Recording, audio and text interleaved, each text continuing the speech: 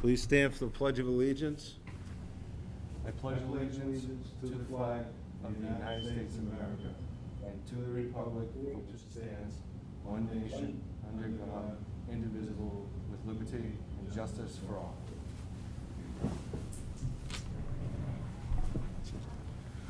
Mr. Superintendent. Thank you, Mr. Mayor. I'd like to first just read off the public participation slide. The school committee will hold this meeting virtually with members attending in person and/or remotely. No public attendance will be permitted. Public participation is not a question and answer session, but a time for your comments to be heard by the committee. Again, public participation is not a question and answer session, but a time for your comments to be heard by the committee. To listen to the meeting at the above date and time, please do so by tuning into WMCT-TV, Comcast Channel 8, or Verizon Channel 34. For the public hearing portion of this meeting, members of the public may provide comment by dialing 508-460-3503, extension 10121. Again, that phone number is 508-460-3503, extension 10121. If the line is busy or goes to voicemail, please do call back. After the public participation session is ended, please do not call the number listed. For public participation, you may also submit comments in advance of the meeting via email to superintendent@mps-edu.org. Thank you, Mr. Mayor. And now I'd like to move into our presentation tonight. We're going to be discussing our fall 2020 return to school, our feasibility plans, and the recommendation from the superintendent to the school committee. First, I'd like to start out just to remind everyone, please fill out the bus pass survey. So we need to know exactly how many students are riding the bus. It's very important to our plans. Busing is one of the gatekeepers of any of the plans we're putting forward to the public, and we are requiring a bus pass to ride the bus.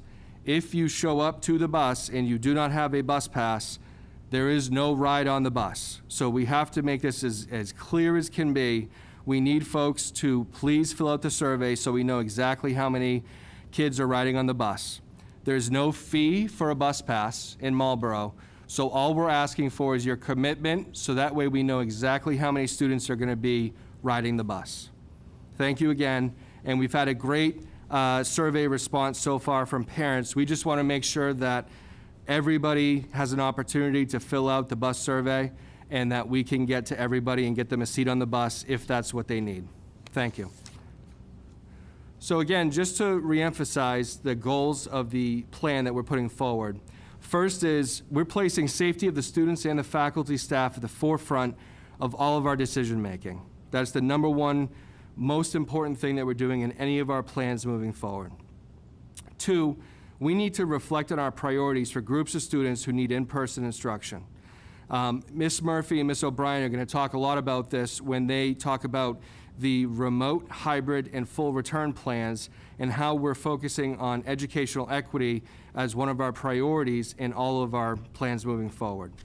And the third is we need to be able to switch between plans as needed for our experience with COVID-19.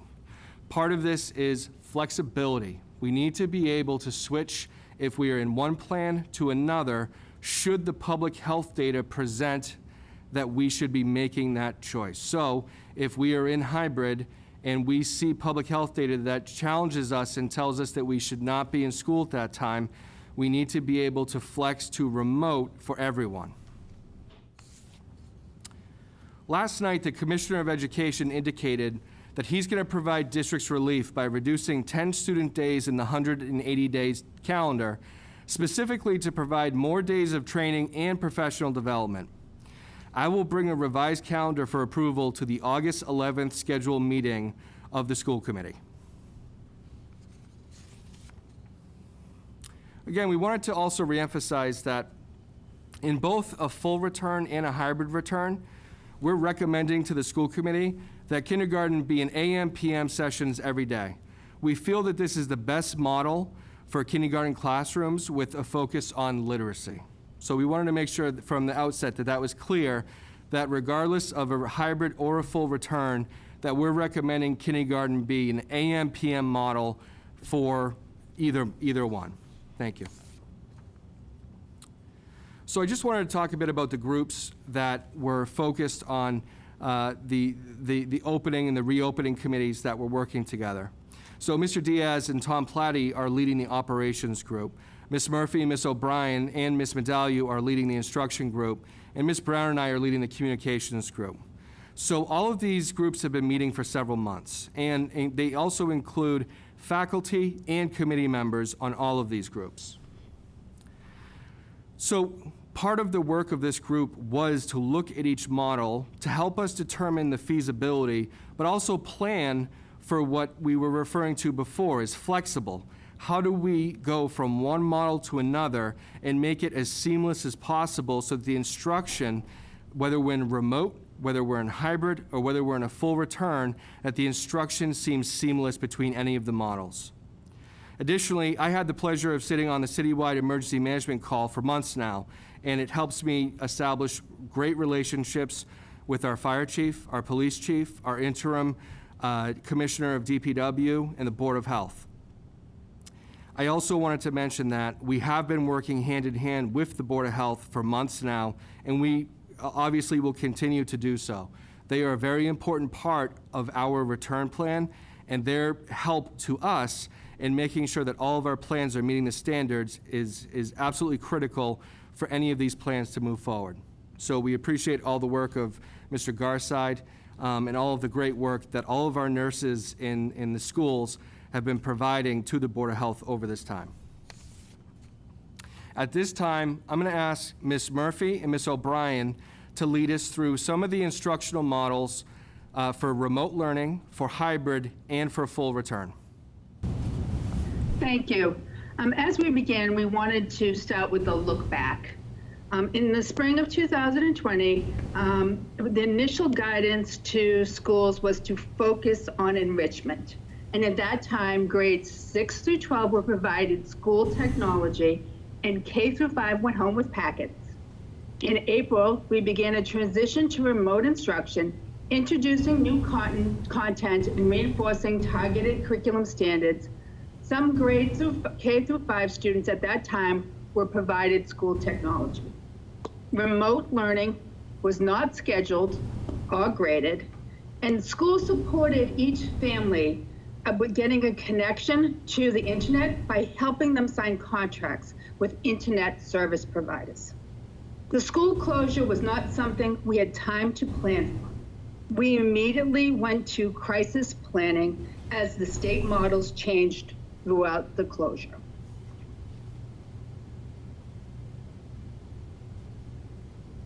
Can I get the, yeah, thanks.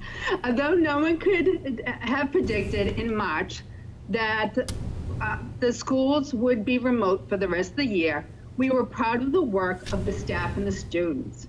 We began planning the fall by reflecting on what we learned. We know for teaching and learning to be effective, remote learning needs a consistent structure.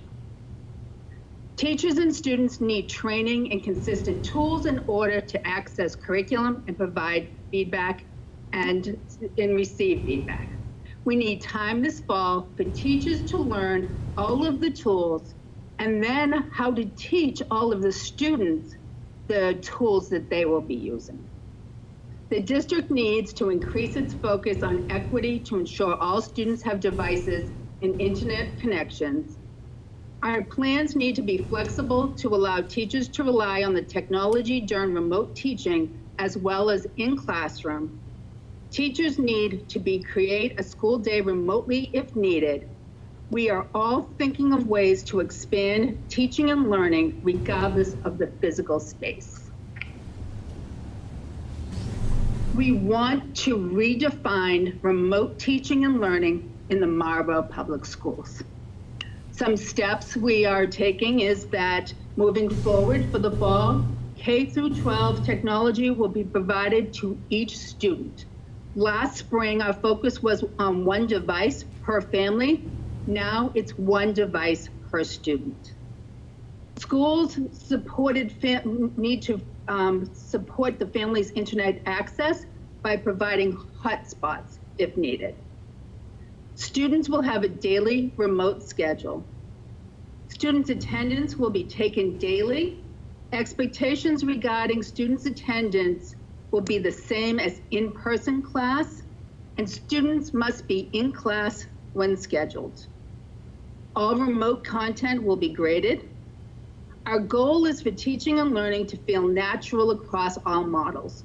Tools and strategies should be consistent across all 3 models. Last year, we identified Seesaw as our K-2 platform and Google Classroom for grades 3 through 12.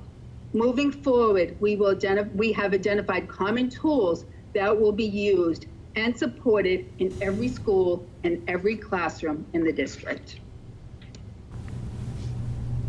We are sharing a sample secondary online course structure that has been piloted this summer during our remote summer school classes. We have 5 different online course structures at each of our remote levels. This is a screenshot of a secondary tool. The teacher can use this template to lesson plan a 1-hour block of time for their remote teaching. It is color-coded for the teacher, what each teacher does, what the student does, and what both do. If you look on the left-hand side, you'll see instructional strategies. And for example, one common one is the second one, I do, we do, you do model. And the green part is the part where the student and the teacher are actively engaged. So what does the teacher do? What does the student do? And what do they both do during that time? Then there's a block of time where the students are doing an independent applying their learning. And then at the end of the lesson, the teacher calls the group back and does a wrap up and homework and exit ticket. It is a model that can be used if students cannot be moving around a classroom in a small group with the teacher. It can also be used in other ways that Ms. O'Brien's going to be explaining in a second.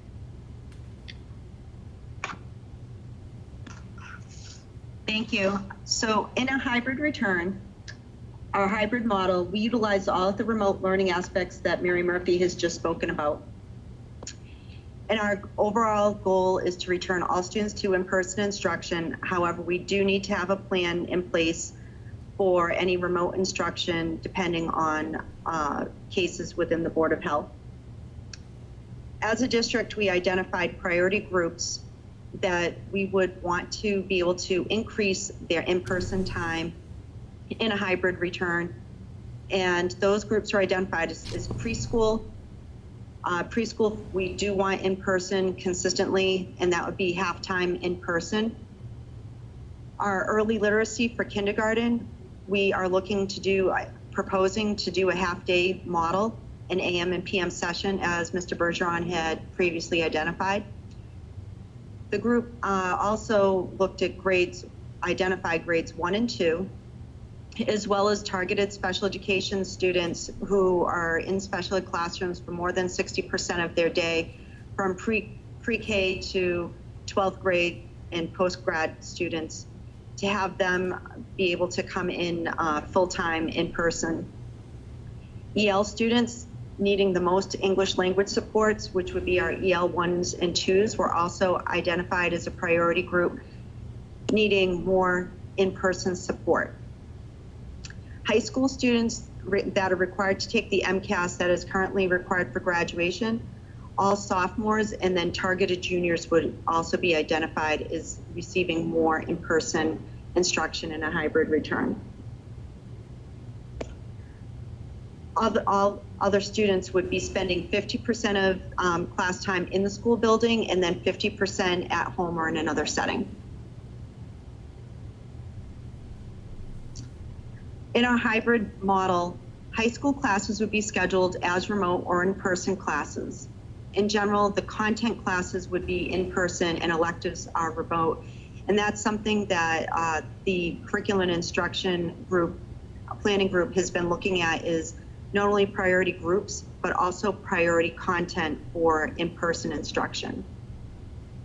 For grades 3 through 8, in-person instruction would focus on content that will need clarification, support, and group work.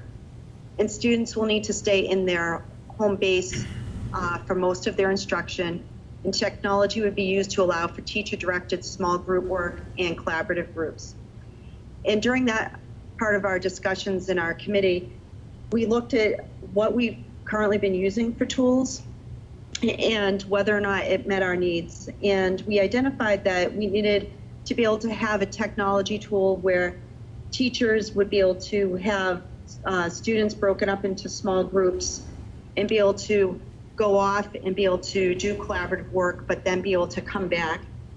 And one of the tools that we identified was Zoom. I know there's free versions out there that we did not use because of security reasons, but currently we're piloting during the summer school, the credit recovery program, piloting Zoom with our students, with their instructional technology specialists and the summer school teachers, and have seen a lot of success in being able to utilize small group instruction using Zoom as a tool. And so we'll be moving forward as a district with being able to make sure that we have educators and students have access to that. And that will be part of our focus at the beginning of the school year for professional development, is how to use some of these tools that we did not have in the spring to better align and provide better instruction. So our home creation week, which would not be in person, the students would focus on introductory lessons and independent work, as well as interventions and support services. And grades 3 through 8 would have specialist lessons during their remote week. So again, the emphasis is on what we would do in person, and then what could parents better support during remote weeks.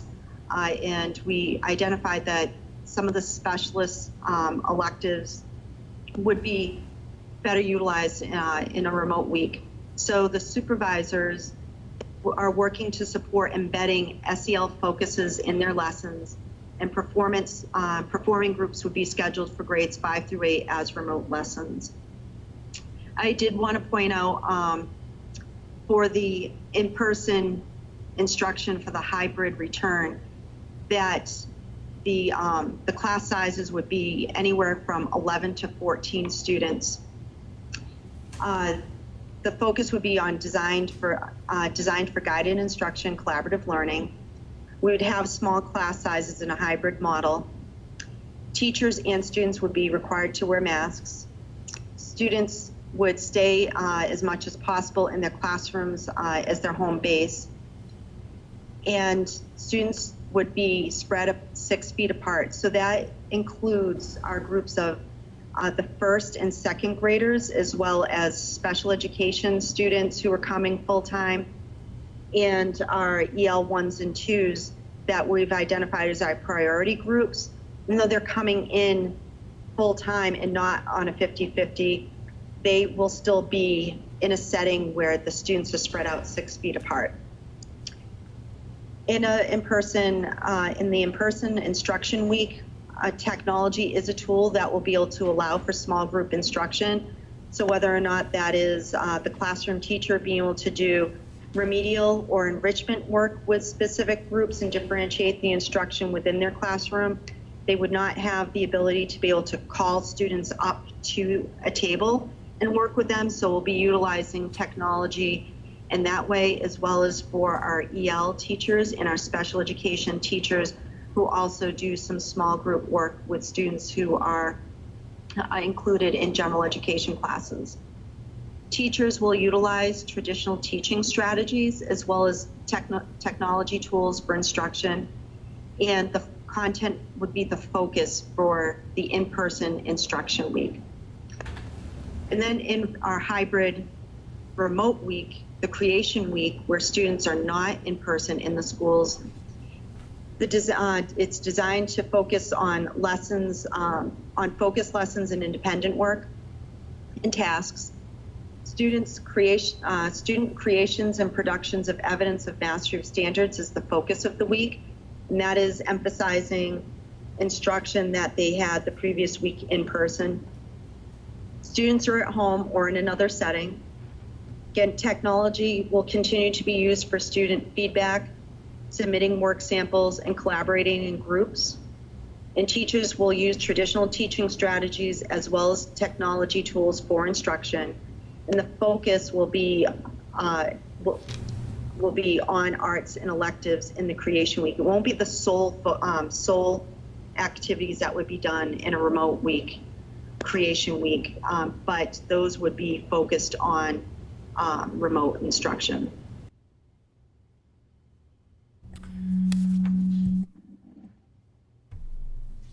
I'm going to turn it over to Mr. Bergeron, who's going to go over some of the survey data.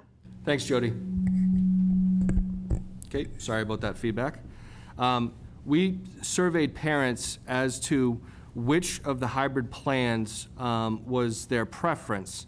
And I just wanted to, I know we went over this at the last meeting, but I just wanted to highlight this again, that the first choice for parents was the 1 week on, 1 week, so basically a week of instruction and a week of creation at home.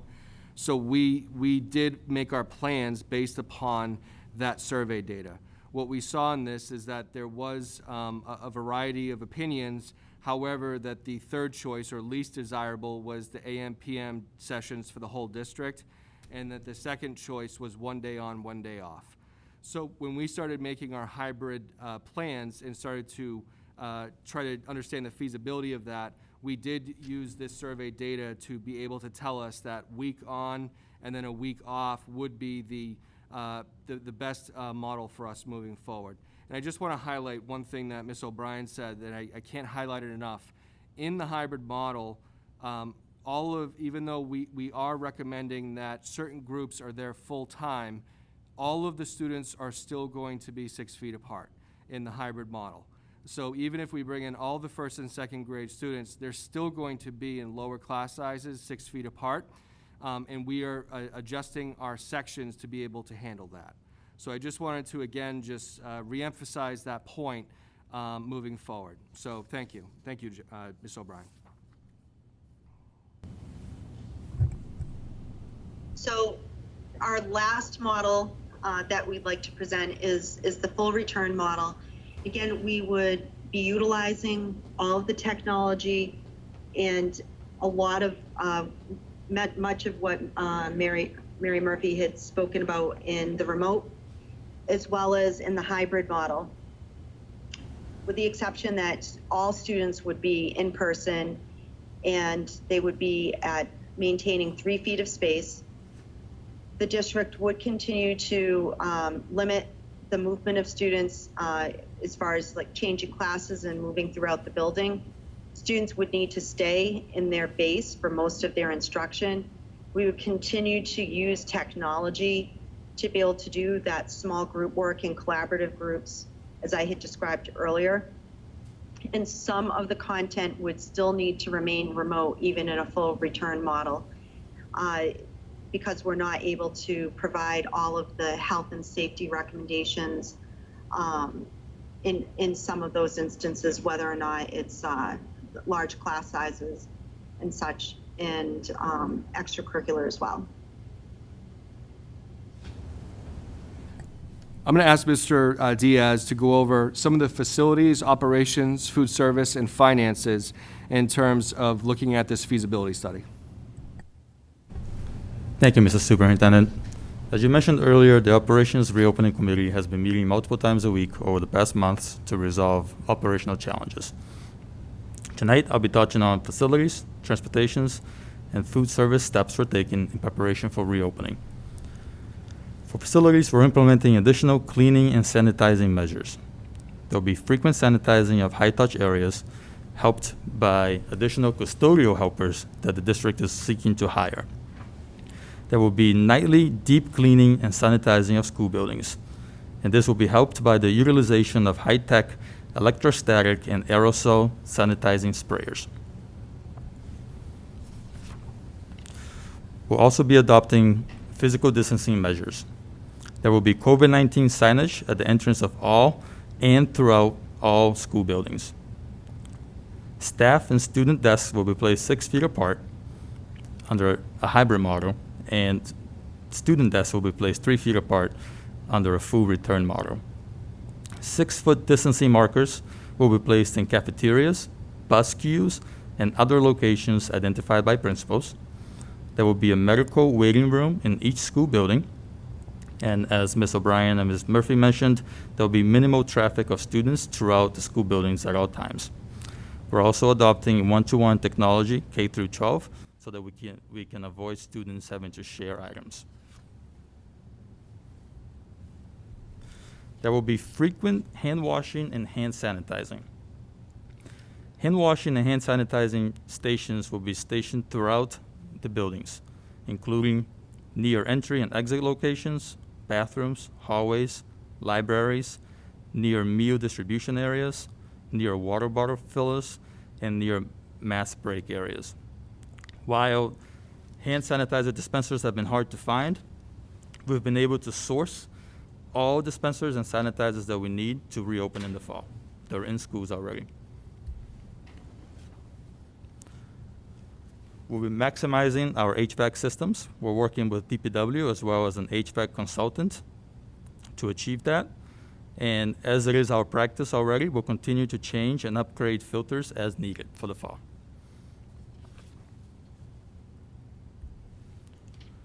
For food services, students will remain 6 feet apart while eating or will be separated by partitions. Students will eat in non-traditional spaces, such as classrooms and gyms, so that we can maximize physical distancing while eating. Lunch and breakfast will be served prepackaged. Each school will have its own unique arrangements for lunch and breakfast service. And during remote weeks, if we decide to do a hybrid model, breakfast and lunch will be served on Mondays and Tuesdays from pre-identified community-wide locations. That is very similar to the currently running summer meal program that's going really well. Just as a reminder that we have applied for the community eligibility provision, which would allow us to serve meals free of charge to all students in Marlborough. The application has not yet been approved, but it is looking likely for the fall. I'm sharing just some sample seating layouts for eating. Students will either be placed 6 feet apart or have partitions separating them. The orange lines are the partitions. Moving on to transportation. Buses will be limited to 25 students or 1 per seat in large buses. All students will be required to wear masks. All students will be asked to sanitize hands prior to loading the bus, and all windows will remain open, except for times of extreme weather. There will be staggered offloading and loading of school buses, so to maximize physical distancing. There was a 4th transportation tier created that will allow the district to transport the maximum amount of students to school. Marlborough Police will be providing us with support during the first 2 weeks as families as well as bus drivers adjust to the new traffic patterns caused by our changes. Just as a reminder again to all families, the bus registration is ongoing. A bus pass in the fall will be required, and it is really critical that we have your response so that we know what assets to allocate for the fall. On the screen now is a sample bus seating layout. It's one of a few that we can adopt for the fall. I wanted to touch briefly on financial resources. COVID-19 response is not just challenging, it's also costly. There are continued discussions at the state level about a state budget for FY21. We do have an FY21 appropriation by the City of Marlborough for the Marlborough School District. But we do understand that that appropriation may change based on what the eventual state budget looks like. There have been some federal resources made available to us as well. There were $745,000 from the ESSER grant, the Elementary and Secondary School Emergency Relief Fund, from which we've applied to hire some LPNs to assist our nurses to acquire some new technology assets, as well as some substitute costs and Wi-Fi hotspots to be distributed to the community. there is an additional $1,075,000 coming from the Coronavirus Relief Fund that we anticipate will be used for busing, additional technology and software needs for the fall. We've also been able to acquire PPE supplies through the City of Marlborough's Municipal CARES Act funding, which has been very helpful. And there is a learning and technology matching grant that the district has already applied for, and we're awaiting a response.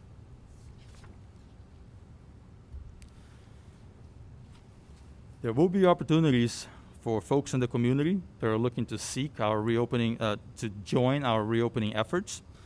We have multiple employment opportunities available, and these are either already posted on our Human Resources website, or they will soon be posted. If you're interested, please visit our websites. We're looking for LPNs, we're looking for cafeteria and custodial helpers, long-term and daily substitutes, as well as bus drivers and bus monitor through NRT, our transportation provider.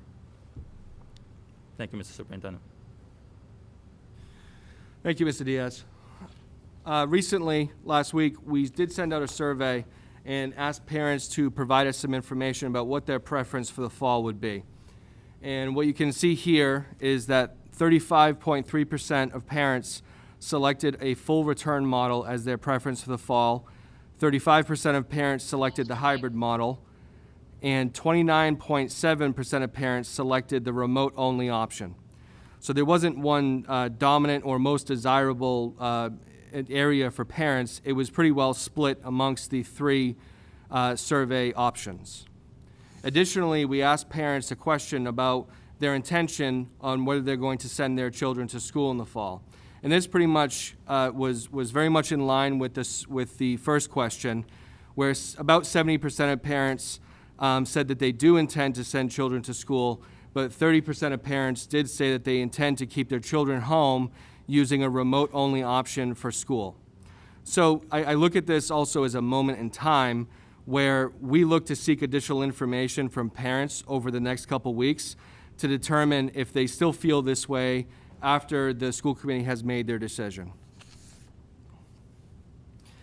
Based on the information presented in our experience planning for all three models, my recommendation to the committee is to begin the year in the hybrid model. And I'd like to explain why. First, if we look at this from our educational equity lens, in that we're intentionally providing more time, more resources, more effort, and more energy to groups of students who have traditionally and historically received far less than they deserve, our hybrid model is doing exactly that. We will be serving all of our special education self-contained students full-time. We will be serving all of our English learner students in level 1s and 2s. Additionally, with a focus on literacy for grades 1 and 2, and a focus on accountability and graduation for high school, I believe our hybrid plan checks all of those boxes. Beyond that, the guidance that we've received from the state, the Department of Elementary and Secondary Education, especially the response to COVID protocols, favor having students 6 feet apart. That's very important. So when we look at things like lunch and passing times for students, in a hybrid environment, we only have about 60% of the students in the building that we normally have during that time period. It makes it significantly easier to have lunch and passing times for students and to be able to manage those for all of our building administrators. Transportation is a huge concern. Transportation of students in a full return model, we cannot accomplish right now. We would need additional buses, additional drivers, and we would probably need to look at all of our options, including potentially not picking up students if they fall outside the state guidance in terms of how far away you can live from school. And that really is an option that we just don't support. We know that we transport thousands of kids every day, and it's a critical thing for the district to keep that transportation going. In a hybrid environment, we feel very comfortable that we can do the same level of transportation we're doing now and meet the guidelines that DESE has put forward about 1 student per seat on our large buses. Classroom and school environment compliance with mask and physical distancing. At 3 feet, that means that you're going to have class sizes of 20 to 24 students with with a hybrid environment, you're looking at class sizes of 11 to 14. It becomes incredibly easier to have classroom and school environment compliances with mask and physical distancing in the hybrid environment. And that also goes for mask breaks, recess, students using the bathrooms, and most importantly, access to health services. In a hybrid environment with only about 60% of the students in the building, that doesn't stress our health services as much as having all of the students in the building. And as Mr. Diaz mentioned before, we are looking to supplement all of our health offices across the entire district with additional support personnel in terms of hiring additional LPNs. But still, we have to be very careful about not stressing these offices to the point where we have to be able to serve the students who need it at that moment. I just wanted to show an example flow chart, and this is truly just an example of what the state protocols look like for us to respond to a student who is tested positive. This is going to take an incredible amount of time and energy from our nursing staff, from our administrative staff, and from the city, as we have to report all this information to the Board of Health as well. In a full return environment, we will be stressing all of those systems significantly. In a hybrid environment, we feel like that we'll be able to manage and appropriately communicate in a timely manner with everybody based on the protocols that we've seen so far. I know a question that's going to come up, and one that we're working to answer, is before and after school care. I did meet with Chris Duane of the Boys and Girls Club, and we talked about the programs for next year.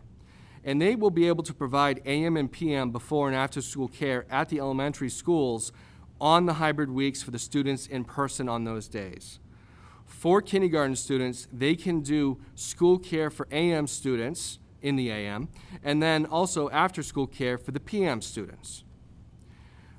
Additionally, we are also looking to seek additional opportunities for space to provide childcare for K through 5 students during the remote hybrid weeks. As these plans develop, we're going to communicate out the details to families as soon as possible. I'd like to thank the committee for allowing us to present tonight, and at this time, I'd be happy to take any questions from the committee. Any questions from the committee? Here we go. Questions from the committee. Mr. Crusoe. I hope these don't seem like they go sequentially because my OCD kicked in and I followed basically what you gave us, Superintendent, so I apologize ahead of time. I'm just curious, models that, we'll not be switching back and forth between models, right? If we need to go to a remote model, we'll stay that way the rest of the year, I'm assuming, at some point. Yeah, thank you, Mr. Crusoe. So should the public health data tell us that we need to switch to the remote full option, we will have to make that decision. So that's part of why when in our planning and the feasibility, we're trying to have more of a seamless integration of the technology tools we're using, whether we're at remote or whether we're in school, so that way, regardless of which one we're in, that we have an integration between both models.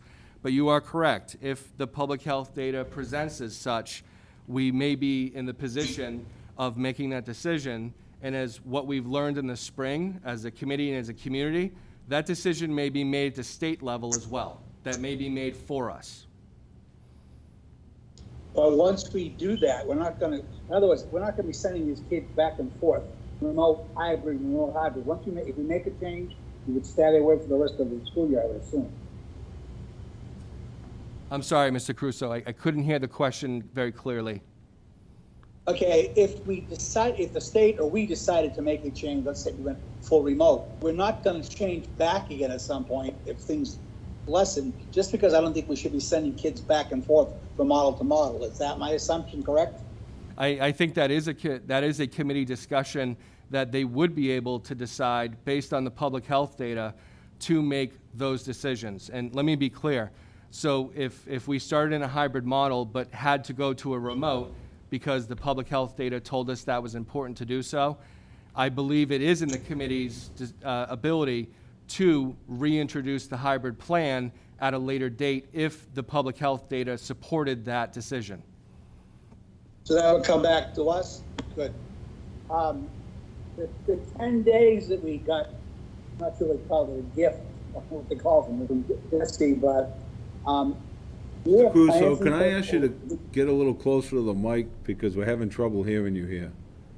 Then you're gonna see all the wrinkles in my forehead. But anyway, with those extra 10 days that we were just given by Desi, or I'm not sure given, but whatever the word's gonna be, do we have plans in place? Are we still working with the teachers union, what we're gonna do with those? It's a great question. We do want to work with our faculty on the best use of that time, but we're going to have significant training and professional development. And the training is really around our protocols on response to how we manage our classroom and manage the schools if we do have a coronavirus, COVID-19 positive case or a symptomatic student. Those training protocols are going to take us a lot of time. Additionally, I would think that our professional development is going to be very much with the intent of making sure that all of our teachers feel very comfortable with the technology presented to them as their tools. So here's an example. We are looking to license with Zoom right now to make sure that we can have teachers be able to put students into smaller groups. That's not something currently we can do on Microsoft Teams. So the traditional teaching may have you put your students into 4 or 5 person groups multiple times during the day in your classroom, because that's part of having them work together. Well, what we know is you can't do that. You just can't put the kids into groups. So we're going to have to leverage the technology to put kids into groups for their small group instruction. That's where this training and professional development really has to come through. Additionally, I'm very much in the camp of using, I know the commissioner has given us those 10 days for training and professional development.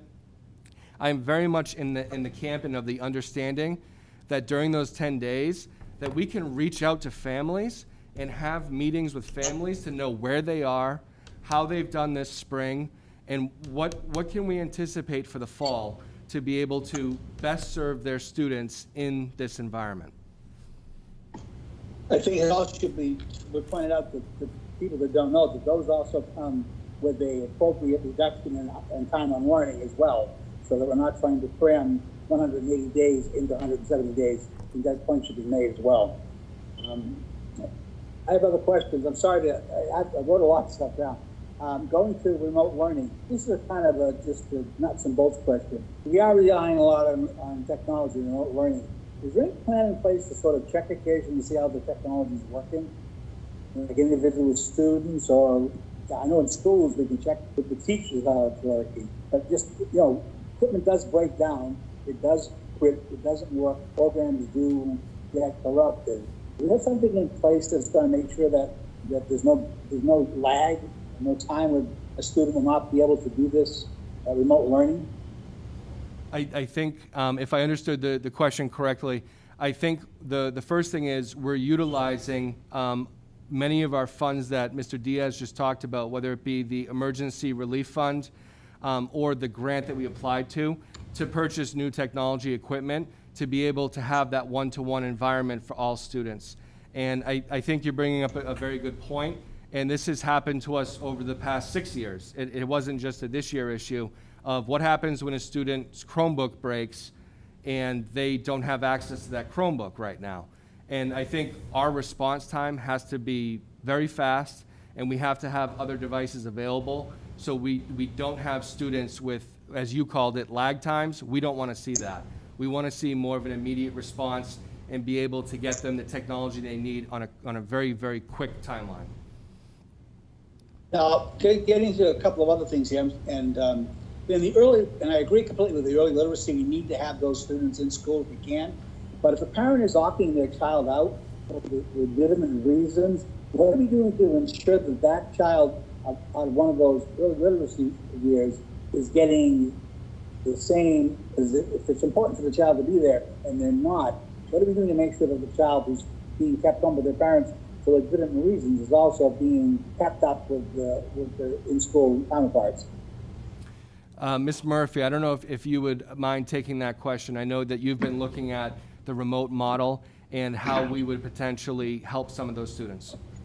Yes, so students that cannot return to school for one reason or another, we are going to be offering a 100% remote learning environment. What that exact model looks like will be determined by how many students need that service. And then the state has also, they're going to have a platform that we could purchase seats in, or if we're going to provide it on our own. Until we have that data, so I think the superintendent's going to be reaching out to families soon to find out, and then we'll take the next steps. The state has given us a real nice planning tool to look at, depending on our numbers, which direction we should go in. Data-driven things have become so important. That's good that we're doing that. And I guess we should thank Desi for the 10 days will allow us now to do some of this work, which is great. On the 50% in the 50% of the classroom thing, I'm just curious, how does the curriculum advance? Is the curriculum advancing weekly, bi-weekly? I mean, that's kind of a concern as we move forward. Ms. Murphy, if you don't mind taking that one. So we've been spending a lot of time with that because it is actually asking us to look at curriculum. So we started from the point is, it doesn't work for anyone to say we're only doing half of our curriculum with each of the groups. So instead of, we're transitioning and we've been talking with the supervisors about looking at the same endpoints. So instead of, I'm going to teach this lesson today, it is, these are the lessons I'm going to teach over the next 2 weeks with these groups of students. And then I'm going to give a formative assessment to everyone at this point to see what I need to reteach, or a summative to make sure that the whole group is on the same point. So it is going to shift the way we're looking at our lesson planning and our unit planning and long-term. But that is the only way that right now we're looking at it. So that's the current plan. I asked this the last time too, because we're having the instruction and the creation week. And I guess the joke I came in with, which comes first, the instruction or the creation?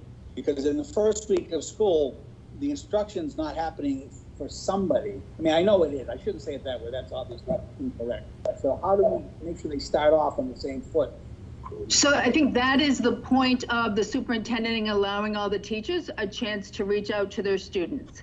So that allows them to get on a page and to set up initial, it's going to be a little bit independent, but all teachers will also have a remote teaching time in their schedule. So they can do a whole group instruction planning for the remote students, and then they can do something independent afterwards.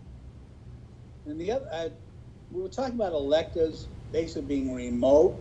Are electives, are they losing time in the electives, or just electives naturally not as involved in terms of time as content classes are?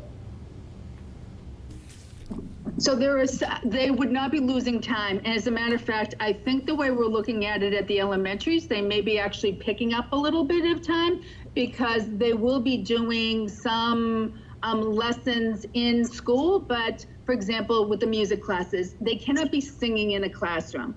So those remote voice lessons would have to be at home remotely, but music can look different in school as well. And Ms. Murphy, I'm just going to add on to that.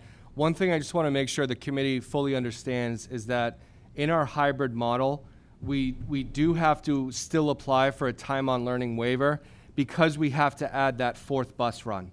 So that fourth bus run that we have to add to our schedule does reduce our student day by about 45 to 50 minutes across the board, and we do have to apply for a waiver on that. What we've been told and what we've heard in the meetings is that if your time on learning waiver is due to transportation, that will be approved by the commissioner. And I think when they take a hard look at some of the plans, if it's a transportation issue that creates the time on learning issue, what it sounded like to all of us and what my peers have said as well is that that's going to be an easy approval for the commissioner as opposed to something outside that lens. So I just want to make sure everyone understands that it will be a slightly shorter school day in the hybrid model or the full return model, both of them, because they would both need that. So in my recommendation for hybrid, we are going to have a slightly less minutes in the day across the board for all students. Actually, that's question 47 of mine. Thank you, Mike. But what happens if they don't do the waivers, but you get any indication they would for transportation issues, which is good. A little extra ahead of time thinking on the part of Desi. The other thing also, when you talk about specialists, obviously, you know, if you've got your voice, you can sing anywhere. But like art, if you're doing an art class, what about supplies for art, which we're supposed to provide to the student? If they're doing that at home, how do we make sure they have those supplies? Any other classes that would need that sort of thing? So Ms. Baker has been ordering for since July 1st, I think. It's all being delivered to the high school, and she is creating individual material bags for every student so that they can, just like their students' Chromebook and iPads, their supplies are going to have to go back and forth with students. It's our new world. Well, that's good. Extended. It's good planning is always good teaching, that's for sure. Just a couple of things about the hybrid return again. I brought this up the last time about specialized rooms. You know, keeping kids at the high school don't tend to move in blocks. You might be in a room with 20 kids that are history, and you might go to the next class, and 10 of those 20 might go with you, but 10 may go elsewise. At the high school level, how is that going to work in terms of keeping them in spaces and blocks? And again, with specialty rooms like chemistry rooms and other science rooms, stuff like that, you know, how is that going to work? So students are going to have to go to the science rooms without a doubt. That's where the equipment is. For the most part, Mr. Riley has been working for the last few years on teaming. And so most of the students will remain in their teams, specifically as freshmen and sophomore. He's looking to expand it a little bit more for the juniors and seniors in parts of the building. And where possible, teachers will move and not students. But he's very creative. There's no problem that Mr. Riley cannot solve. We know that he's working on it 20 hours a day, and he will have it all running smoothly by the fall. We are confident. If Mr. Riley's on it, I'm pretty confident myself. What about, I just came up because I saw this, I think it was Framingham, I saw this. What about after-school clubs, activities? I know that in Framingham, they were actually going to try to do these, obviously Zoom-wise, and things like that after school. Has there been any thought to doing any of that stuff for the high school kids? Because, or even, I'm sure middle school kids have stuff as well. Maybe even elementary. It seems to have changed since I was at elementary, I'm sure. But that's kind of a big part of the experience, and I just don't want to keep them out of any more than they have to because of this COVID thing. Is that any thought been given to that? Yeah, I think when we look at extracurriculars and just as important, athletics, we're still waiting for some guidance on exactly how we can perform some of those tasks. High school, your extracurriculars are part of your life as a student, and we understand that. But we also understand we have to keep certain rules in place to be able to do it safely. So we still want kids to physically distance. We still want kids to be safe, wearing masks and doing all those activities. So I think when we look at all of those, I think those are a discussion for a little bit later down the road when we have a little bit more guidance from the state as to exactly what we're doing and what we're not doing. And I know that for athletics that there's been discussion about delaying the season until later in September. And now with the 10 days that we just reduced off the student year, now we're possibly looking later in the year. So I hate to say I'm not giving you an answer right now, Mr. Caruso, but that specific issue, I don't think we have a clear answer statewide on right now. I mean, I understand performing groups in sports because that's somewhat of a more close contact type of thing. But I was just thinking of things like, I shouldn't even go back here because maybe we don't even have these anymore. Key club when I was in school and literary club and those sort of things. But I just threw that out there because I saw one system was looking at doing those remotely as well. But I understand, once again, data-driven is the best way to do things. And so waiting for the state, I do understand that. I'm sorry, I take up a lot of time, but I have a lot more questions. Not a lot more, didn't say that. You won't like me after I do that, say that. In terms of facilities, I think COVID the guidelines for covering sanitizers and all that in COVID, we're all well aware of those. I have no questions about that. You're on top of that, and I can see that very readily. And just in terms of facilities and HVAC systems, we have a high school, the windows don't open. That's an issue. When I was on the committee a million years ago, one of the biggest issues we had was the high school ventilation system. I hope that we've had no problem with since then, but that's a concern because that's the building I think you're going to have the hardest time circulating air. Is there any thought or conversation going in to the need to purchase any additional equipment in any of our buildings to make sure that we're doing this properly? Mr. Diaz is going to answer that question. Thank you, Mr. Cruz. So it's a valid question. Many school districts in the state have schools that are a little bit older. We do have HVAC systems that are operational and they run very well in all the schools right now. We do work with a HVAC consultant, an air quality consultant, who makes sure that everything is running smoothly. That individual was actually in the district today and will be coming back as needed and is making recommendations that we will follow to make sure that everything is up and running smoothly for the fall. Thank you, Mr. Diaz. I'm coming to the end, almost there. Under food service, concern I have, and I'm sure you thought of this at a time too, I appreciate the fact, I'm sure the community has, that we're still planning on providing the service we did all through the last few months to the community for food, breakfast, and lunch. But now we have parents that have gone back to work. We have possibly students that will be home, but they're not old enough probably to go out. Have we made any provisions for those parents that will no longer be able to actually go to a remote site to pick up the food? If there's a situation where there's no one in the household that can go get the food, do we have any way we're going to be able to deliver it more specifically to that particular household? That's a very valid question as well, Mr. Cruz. So it's a high priority for us to ensure that every person in the district, every student, every family that needs nutrition has access to nutrition.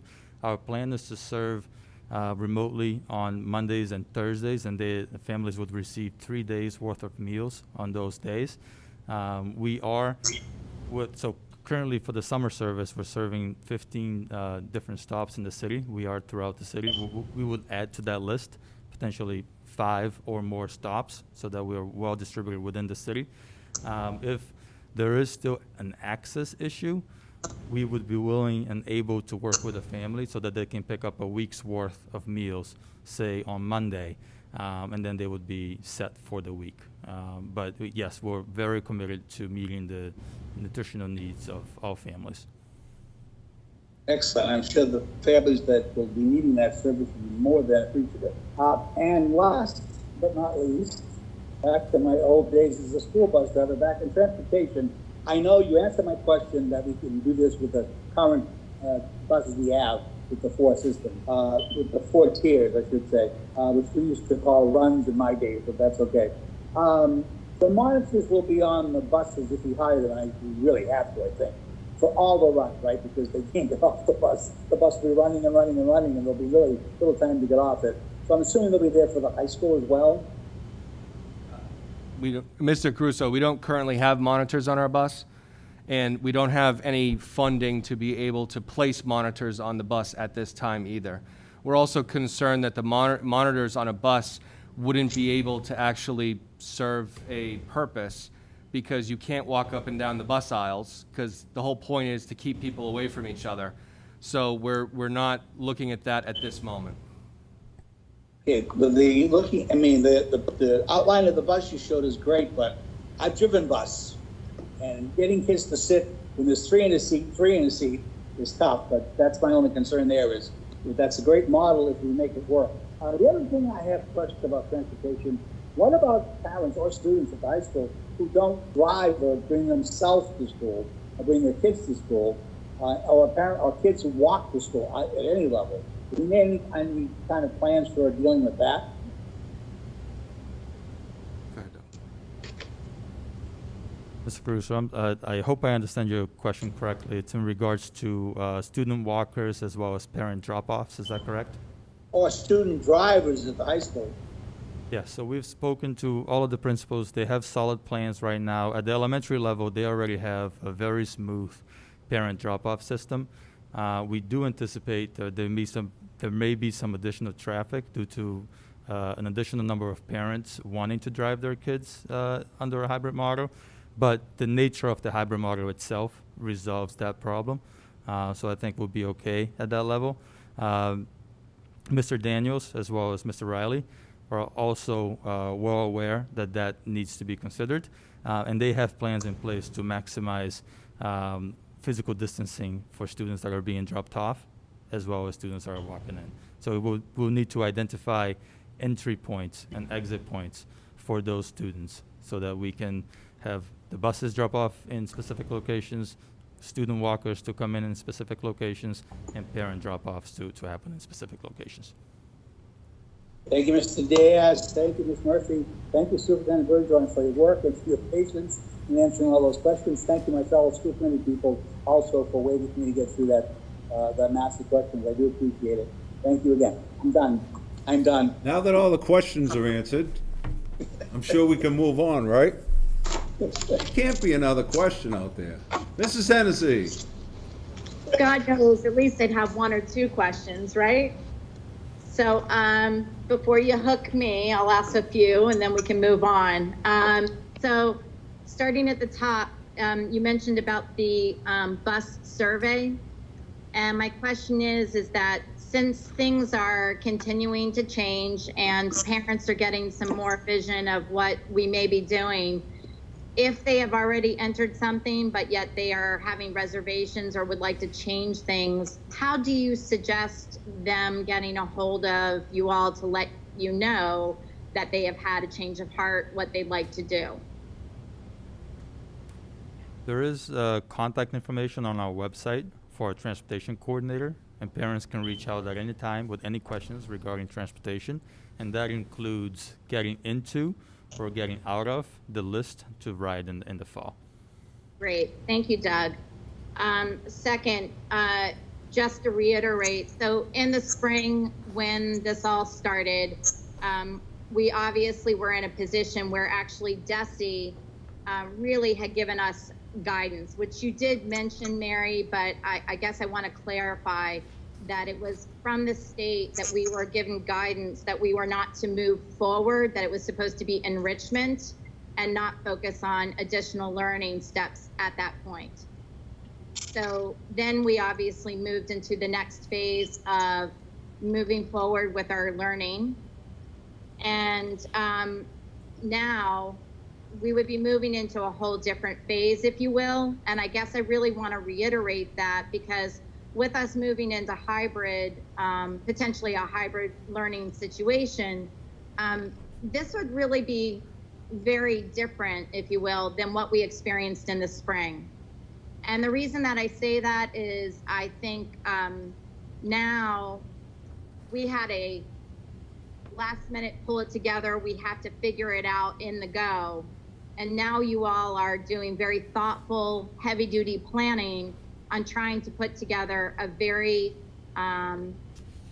heavy plan where people have as much professional development as possible, given obviously the time frame and the conditions, to try and execute in a very healthy and forward-thinking way.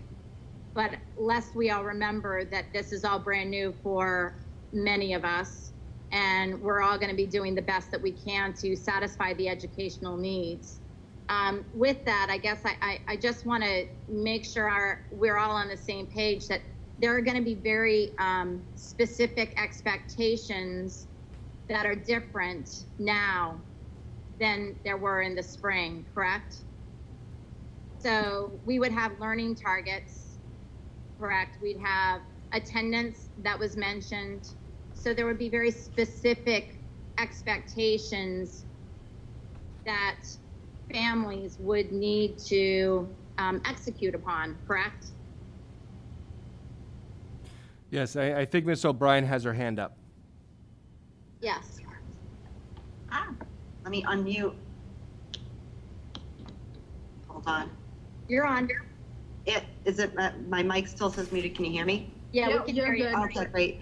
So, yes, we'll definitely have different expectations in a more robust remote learning plan.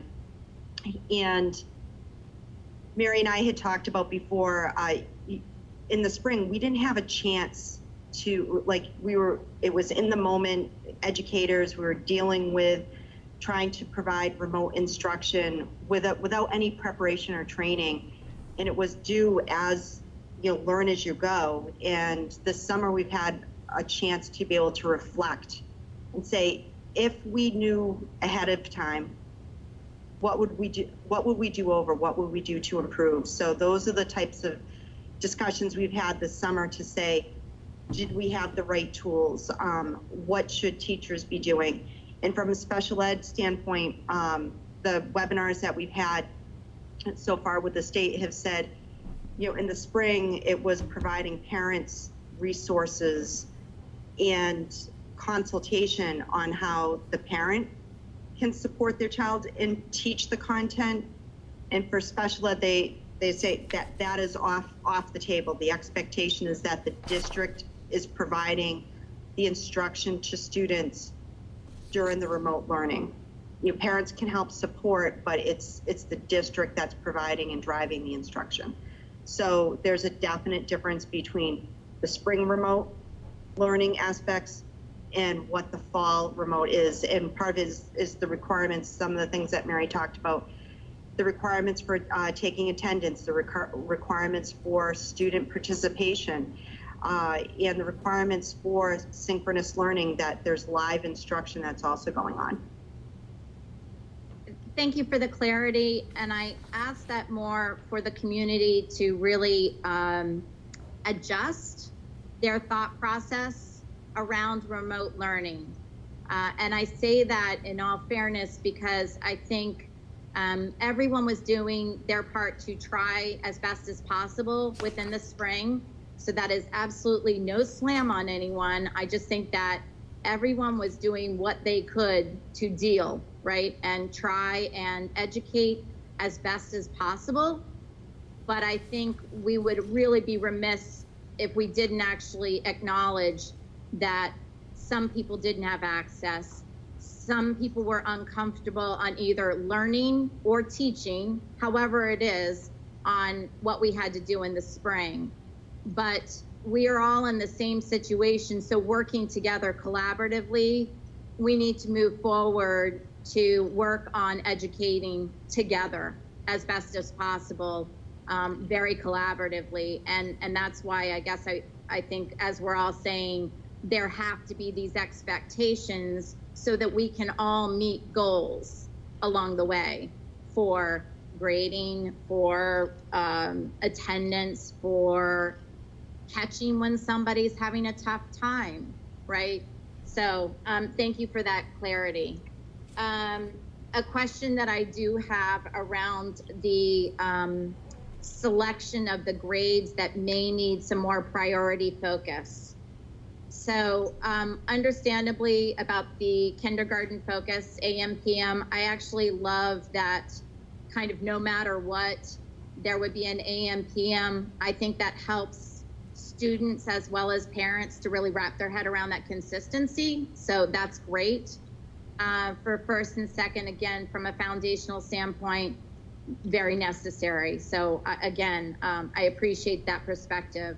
Around 10th and 11th, my question is this. Obviously, we have a push of MCAS that has, I believe, affected that selection.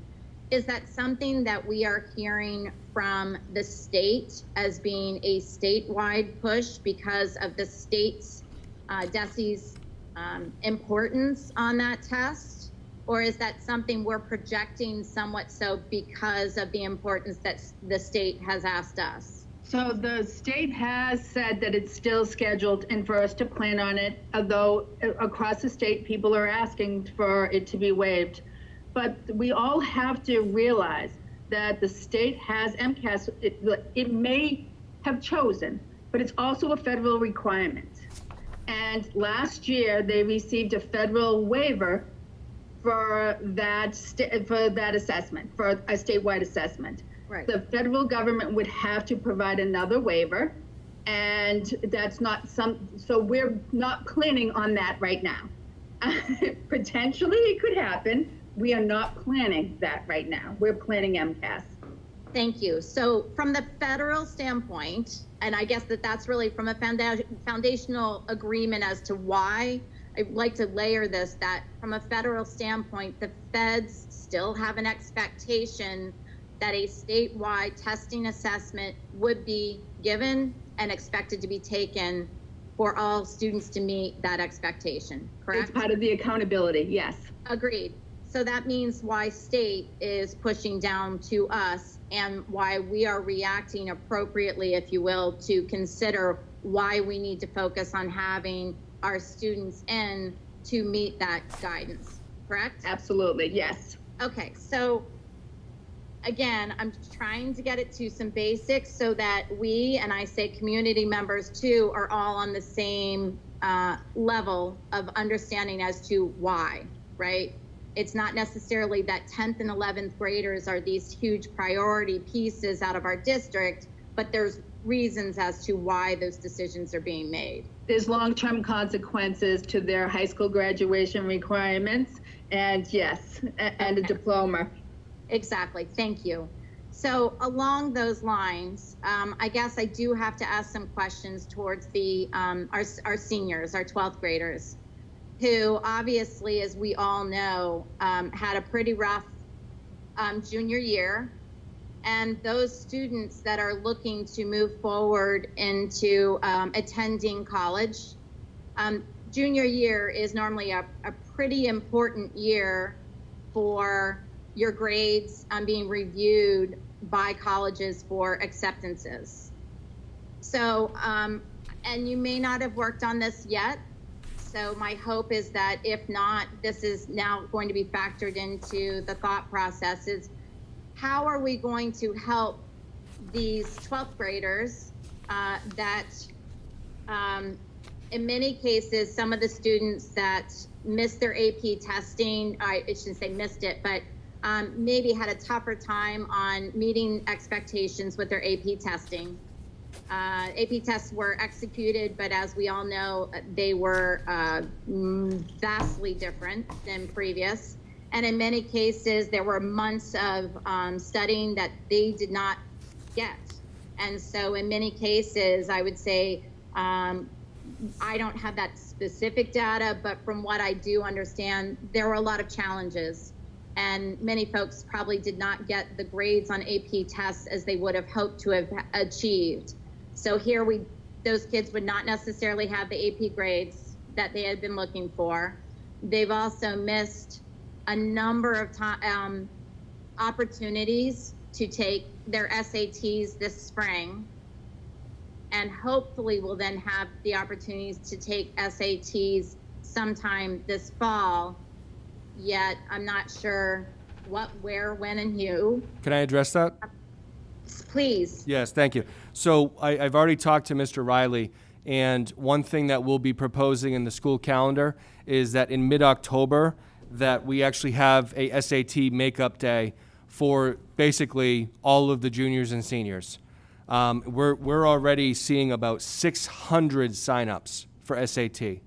And what we would be looking for is only to have those students come to school that day and be able to help proctor that to make sure that those students who miss those opportunities can continue that. And I think as we look, and to your other points, Ms. Hennessy, I'd say I agree with you. What we have to do is look at our school calendar and look for opportunities that we can assist these students in all of these testing areas, which haven't been great. I mean, anybody who's been following the AP, anyone who's been following the ACT or the SAT has very clearly seen that this has been problematic for their kids for the past couple months. Yeah. Testing sites have been closed, then opened, then closed. They've been signing up and then getting rejected. So I think the more we can do as a school to provide some of those opportunities, I think we'll be ahead of that game. So I would anticipate that we will start that conversation on the 11th of August when I bring a calendar forward and you see that day in October circled as a high school SAT day. And then beyond that, we're going to have other opportunities that we're going to have to try to figure out how do we help with this? Because it really was very, very difficult and stressful for families during the spring. So, Mr. Bergeron, you and I are obviously on the same page here, and our wavelengths are working, so thank you. So that is my question about supporting those 12th graders. And obviously, all of our students do not necessarily fall on that college preparation course. I appreciate that. But I think if there is a way to make sure that we are doing our part, which I think is wonderful in what you're talking about, but maybe even if we were to offer some kind of a SAT prep course in some respects, even if it's a paid course in some way, safely administered, it would be good, because these students obviously are in an awkward position, and knowing how important the first quarter to 6 months for trying to apply for colleges, how tough this is going to be, I think any support we can give them would be incredibly appropriate at this point. Thank you. Another question would be relative towards the specialities and the elective courses. For clarity, would world languages fall within the electives and specialties? So I think that probably depends on the level. Like at Whitcomb, it may not be remote. I think the language block is one of the in-person, but I'm not confident about the high school. Where Dan landed on what courses are remote and what are in person. Okay, so really on that's probably going to be more forthcoming. And the reason I asked that is, I think Dan Caruso had touched upon this at one of our last meetings. If we're talking about our students that may be in, say, 11th or 12th grade, they may have a little bit more focus on what they're hoping to do after they graduate from high school, whether that's a music study, a business focus, whether it's going to be something in a world language. And so it may be helpful if we then get an understanding of some of those students with specialties that may be outside of our normal core courses, so that they have an opportunity for focusing in those areas. Anyway.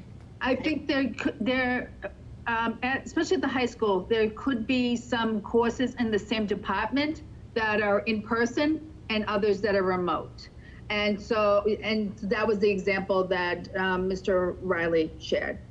Great, thank you. Around the food preparation and having something prepackaged, I'm assuming that, and with it being free, I guess I should also say, we're going to have different areas to obviously address for allergy-specific needs, things like that, I would assume. Mr. Diaz? That's correct. Yes, we'll still address the allergens that students have. Great. And thank you for the example in regards to if somebody were to test positive and how to move along on notifications. A question about that would be that I believe it's probably somewhere in there, I didn't catch it, but that you all would be notifying us, as you normally do for the school committee, to get some kind of a heads up about something happening like this. But as well, I'm curious about our forms of communication, because as we have all noted, sometimes when members of the community find things out, their first thing to do is to start posting about it on social media. So is there something that we may do to, as a community, an agreement of, how may I say this?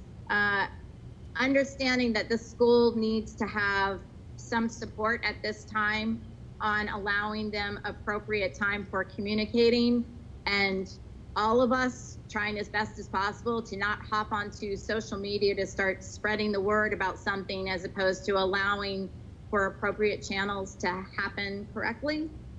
And understanding that I think you all as administrators would prefer to have our community members reach out and ask questions to you all, as opposed to, say, spreading things of telephone game through our social media. So is it appropriate that we would request as much as we can to make sure that if our community has questions to reach out to an administrator first? I'm just doing it as a reiteration of a process. We always appreciate when folks reach out to us so we can give them the answer. But, you know, folks are not going to be able to reach out to us to ask specific questions about any student or staff member. So, you know, all of the protections that exist for students and staff still exist during the time of COVID as well.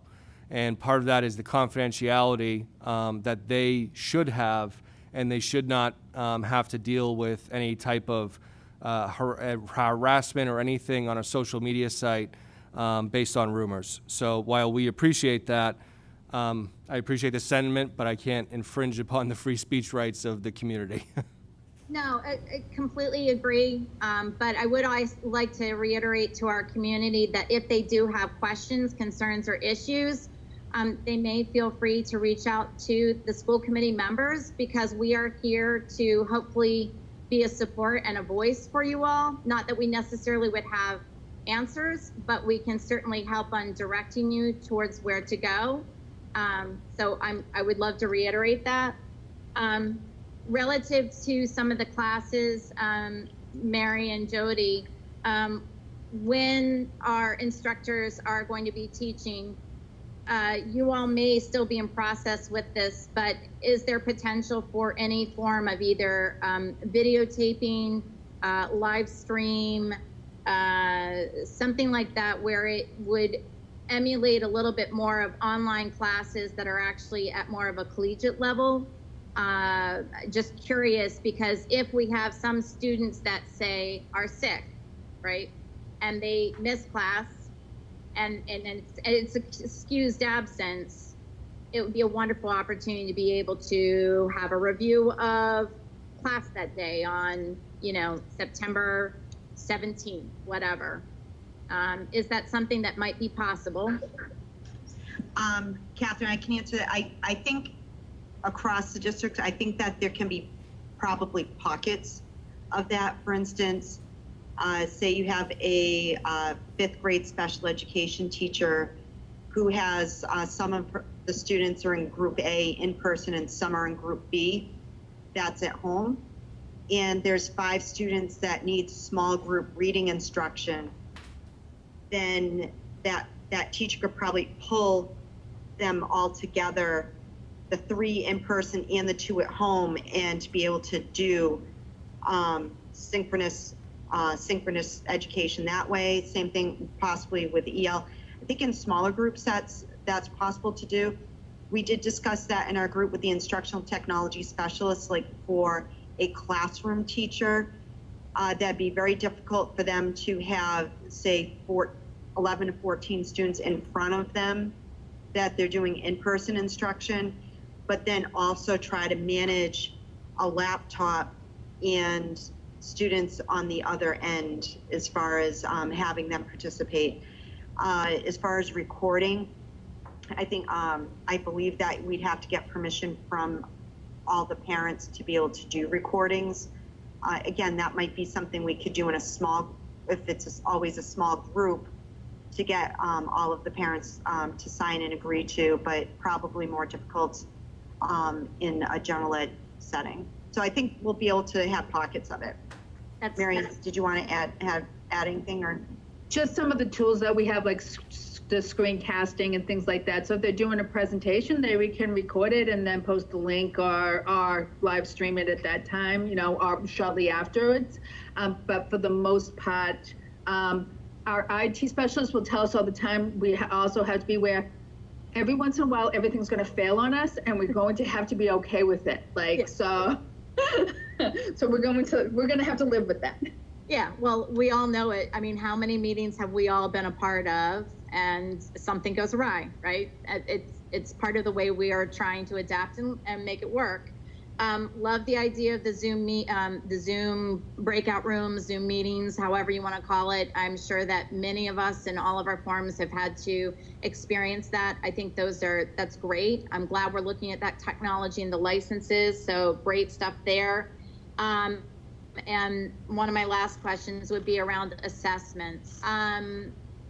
Are we anticipating that the assessments would probably be done in school?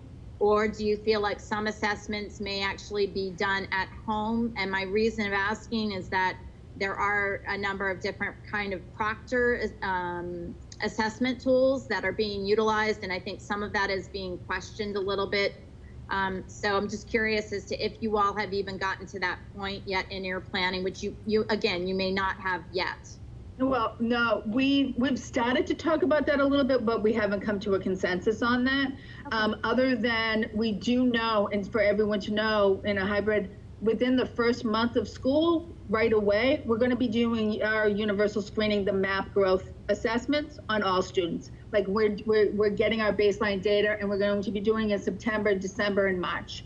So we're scheduling those times to make sure that they don't conflict with the access testing or anything else. But that is our timeline to make sure that we are measuring growth this year. Great. And Mary, and that's all in person, right? So whether or not Group A would be 1 week, Group B would be the next. It is, but we are also have the flexibility to do it remotely if we have to. So yeah. And my last question really is with the commissioner going ahead and putting a nod towards these 10 days that would be moved back towards staff-only professional development and preparation.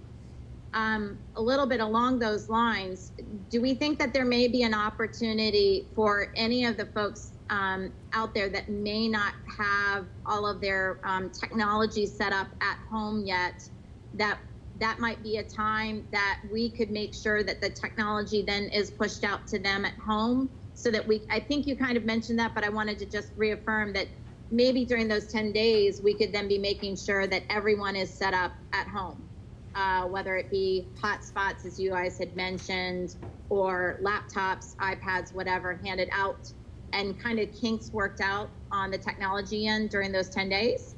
I think that we could look at options for that. I think we're a little bit early in the planning on that right now to give you a firm answer. But I do think that those 10 days could set us up for success.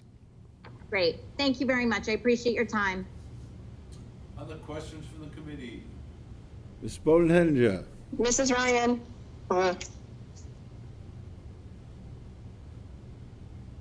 Mrs. Ryan, you want to go first, or should I go first?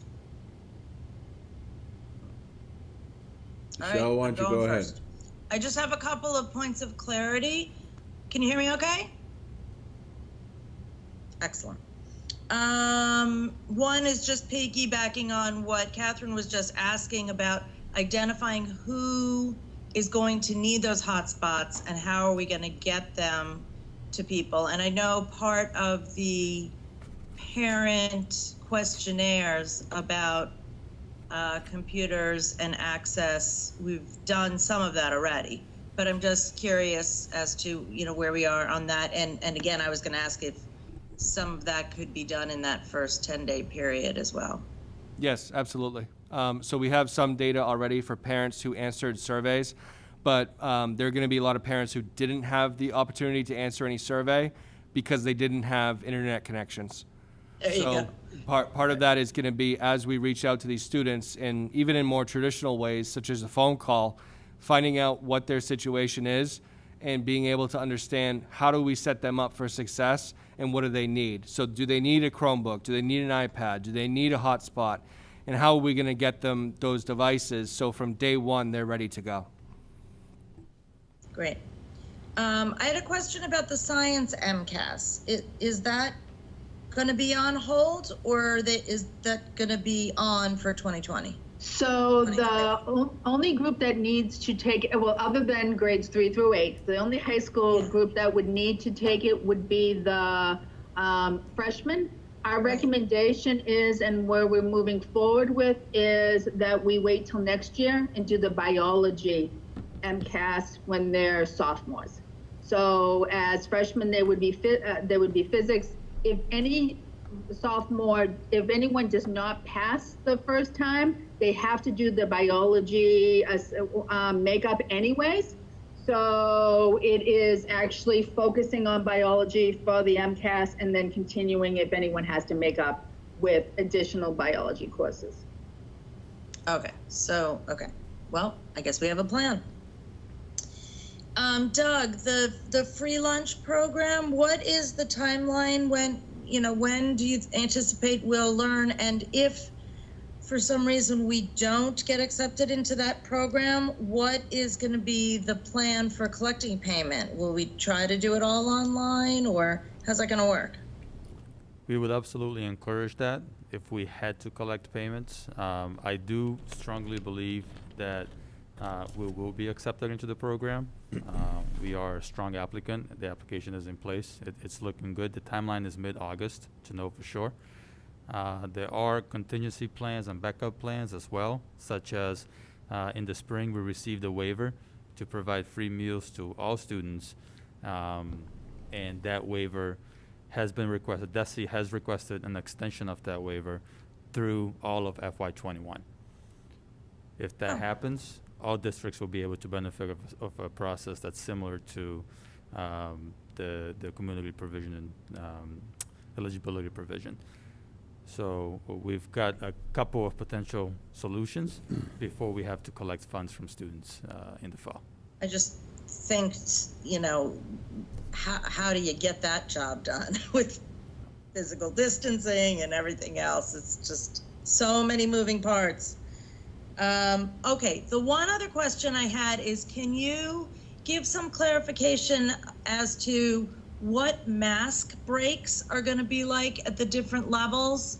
And I've had some people ask that. So can we talk about mask breaks?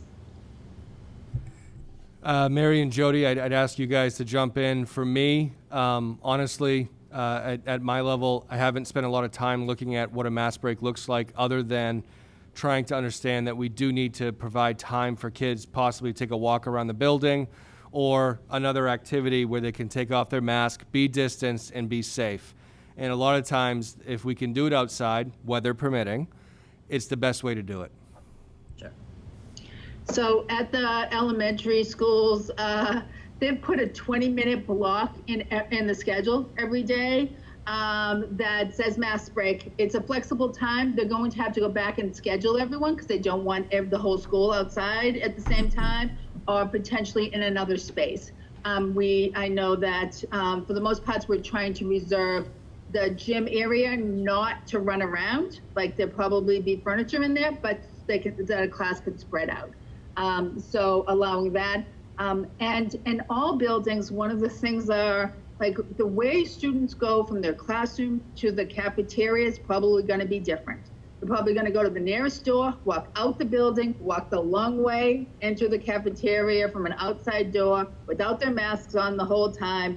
If they have to put them on to sit down, that's fine, but that would be another way, and on the way back. So those opportunities during the day. Same thing, I know that Mr. Daniels is talking about how many times they can walk around the building before they go into a cafeteria, those types of things. The high school, I think Mr. Riley, the last time was talking, was looking to see if he could build it into the schedule in the classroom with 6 feet apart, making sure, if there was less than the 14 in the room for a couple of minutes. But I don't know exactly if he's settled on that or if he got some feedback on that yet.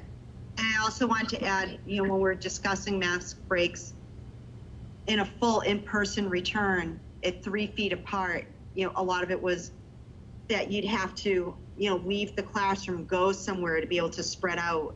With a hybrid model and 6 feet apart, there is the potential of still having the ability of, if every student is 6 feet apart or more within a classroom, then you might have the ability to be able to have the mask break within the classroom without actually having to go somewhere. Yeah. Thank you. Sorry, got interrupted. That's great. So basically, mask breaks will be built into the schedule in some way or another. And so I thought that was my last question, but it just made me think about the cafeteria. So will there be some students eating in classrooms and some students eating in cafeterias, or do you feel like with a hybrid with 50% or 60% in the building, we can do lunches safely in the cafeterias for all students? No, I'm not thinking we can. Go ahead, Mr. Diaz. We may be able to, perhaps not just in the cafeteria alone, but into some of the other spaces in the building. So principals will be given the flexibility of doing what works for their buildings. The majority of them are considering right now having lunch in the cafeterias and also into the gym areas as well, if needed. Where possible, if the students can be 6 feet apart or have partitions between them, we do have that option, yes. And we're going to utilize other non-traditional spaces for that as well, such as like gyms. I mean, it's going to be more of a question of where can we have them safely spaced apart so they can eat. So it'll be in multiple spaces. So, and just for clarity, I know you said that in the presentation, but all meals are going to be pre-packaged. There's not going to be salad bars at the high school and all that kind of stuff. That's correct. There may be some very minimum a la carte, but those would not be picked up by students individually. It will be behind the counter where the staff member assists. Great. Thank you. Thanks for your patience with all the questions. Mrs. Ryan. Hi, thank you. Mr. Bergeron, can you, I've had a couple of people reach out to me in regards to the high school. Initially, it was mentioned that sophomores and juniors would be full-time. And then I think tonight we heard that targeted juniors would be full-time. And then in the survey that had gone out last week, it was mentioned that 9th grade would potentially be full-time as well. Can you kind of clarify like what the thinking is at the high school level? Absolutely, thank you. Sorry that wasn't clear before. So for all 10th graders, that is the case. And I just want to make sure everyone understands, even though we're having all of the 10th graders in person, they're still going to be spaced out at 6 feet. So it's not that we're bringing all the 10th graders back and we're putting them in classrooms with higher class sizes. We're creating more sections to be able to do that. When we looked at the numbers, and over the past couple of weeks, Mr. Riley and I looked at some of those options, we recognized that some of the juniors who are in advanced classes, whether they be AP or honors, they may have to be remote in some of their schoolwork because that's when the classes will be offered. So they may have to be a remote, but most of the juniors who would be in the college prep courses would be full-time. And those are the students we want to target for the accountability purposes for MCAS to make sure that they pass that for graduation. Part of our plan is that once we do get to November and we do have the 11th graders take that test, that we can transition the 11th grade to a remote and start transitioning the 9th grade into a full-time schooling, similar to what the juniors are doing now. And Mr. Riley feels pretty confident that he'll be able to do that. I know it seems like a lot of transitions, but he's trying to build his schedule so that way he can make that transition work. So that way we can get the 9th graders in as much as possible after the 11th graders have taken their MCAS. So just to clarify, the seniors and the freshmen to start would potentially be part of that hybrid model where we're doing the 1 week of instruction and the 1 week of creation? Absolutely. Yeah, you're correct. That is Okay. that is the plan for 9th and 12th grade. And then after the 11th grade would take their accountability test, which is MCAS, which has a determining factor on their graduation. After they do that, then we would move to get our 9th graders in as much as possible. And that's what Mr. Riley's working on right now. All right. And my last question is, I've heard some people have asked, like, what is our relationship with our local Board of Health and how have they advised you in coming up with this plan? So I meet with Mr. Garside either phone call or through in person or multiple emails several times a day. I've been trying to keep John apprised on our motions towards a hybrid environment, and he's been supportive of everything we've been doing.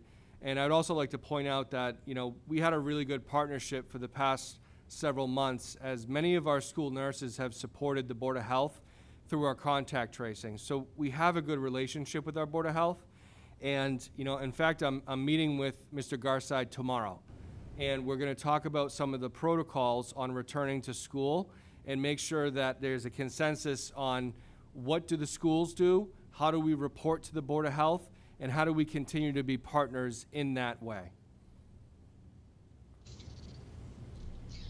Great, thank you. I know everybody's been working really hard on all these plans, so I appreciate everybody's efforts, tireless efforts in these plans. Thank you. Thank you. Other questions from the committee? Mrs. Matthews? Thank you. I think most of the questions have been exhausted and answered.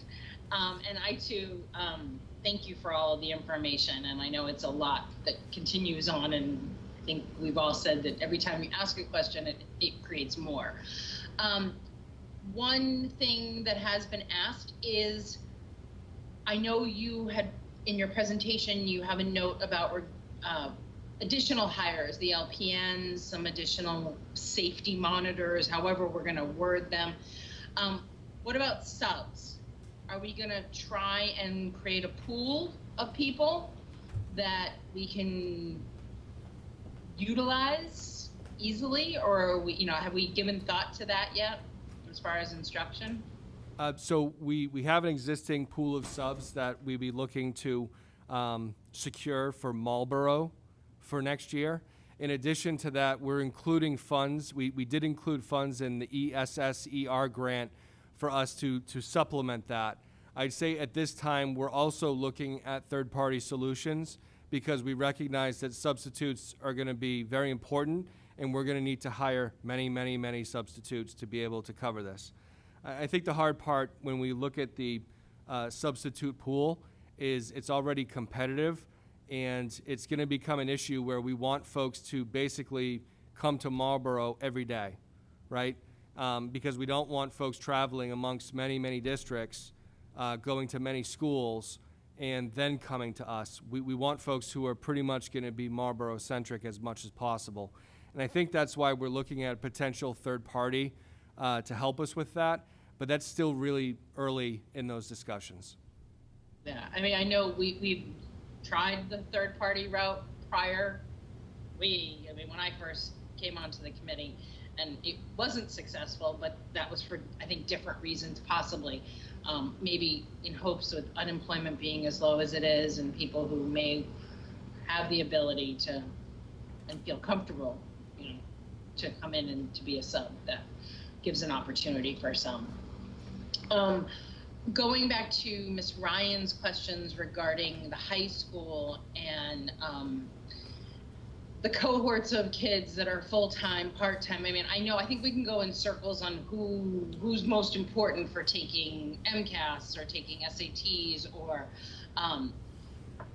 again, I guess timing for seniors, once January comes, there's less of an importance of them being there.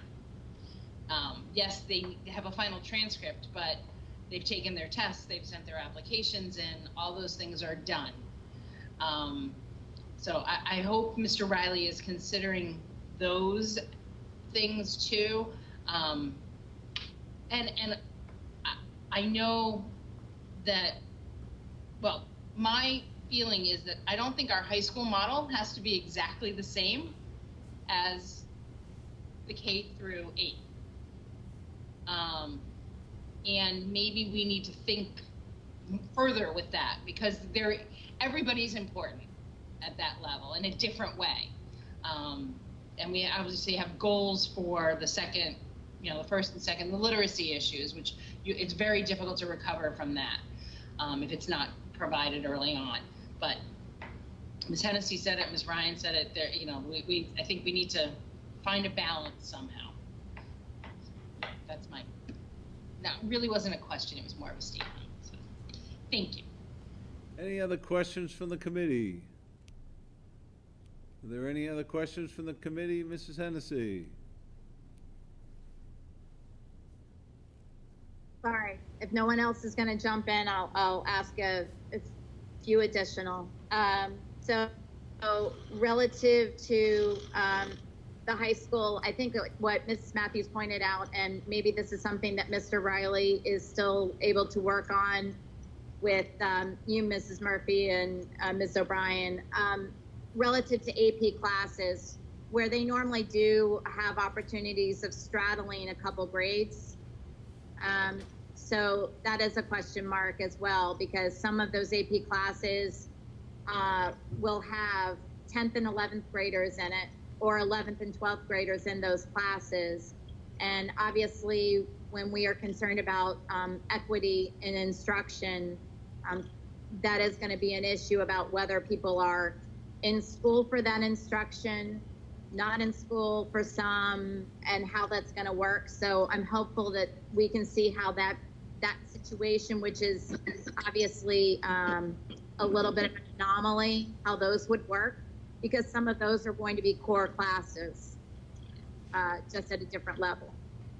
Right, I think he thinks that at the high schools are going to be a little bit more flexible than other levels, because if a class is in person, it's in person for everyone, regardless of like whoever's registered for it. You would come in for that class. So that is what he was looking at. Okay, thank you. That's kind of what I was hoping, but it's, again, I know that you all are moving as quickly as you can as things are changing, but again, easier to put it out onto the table for discussion.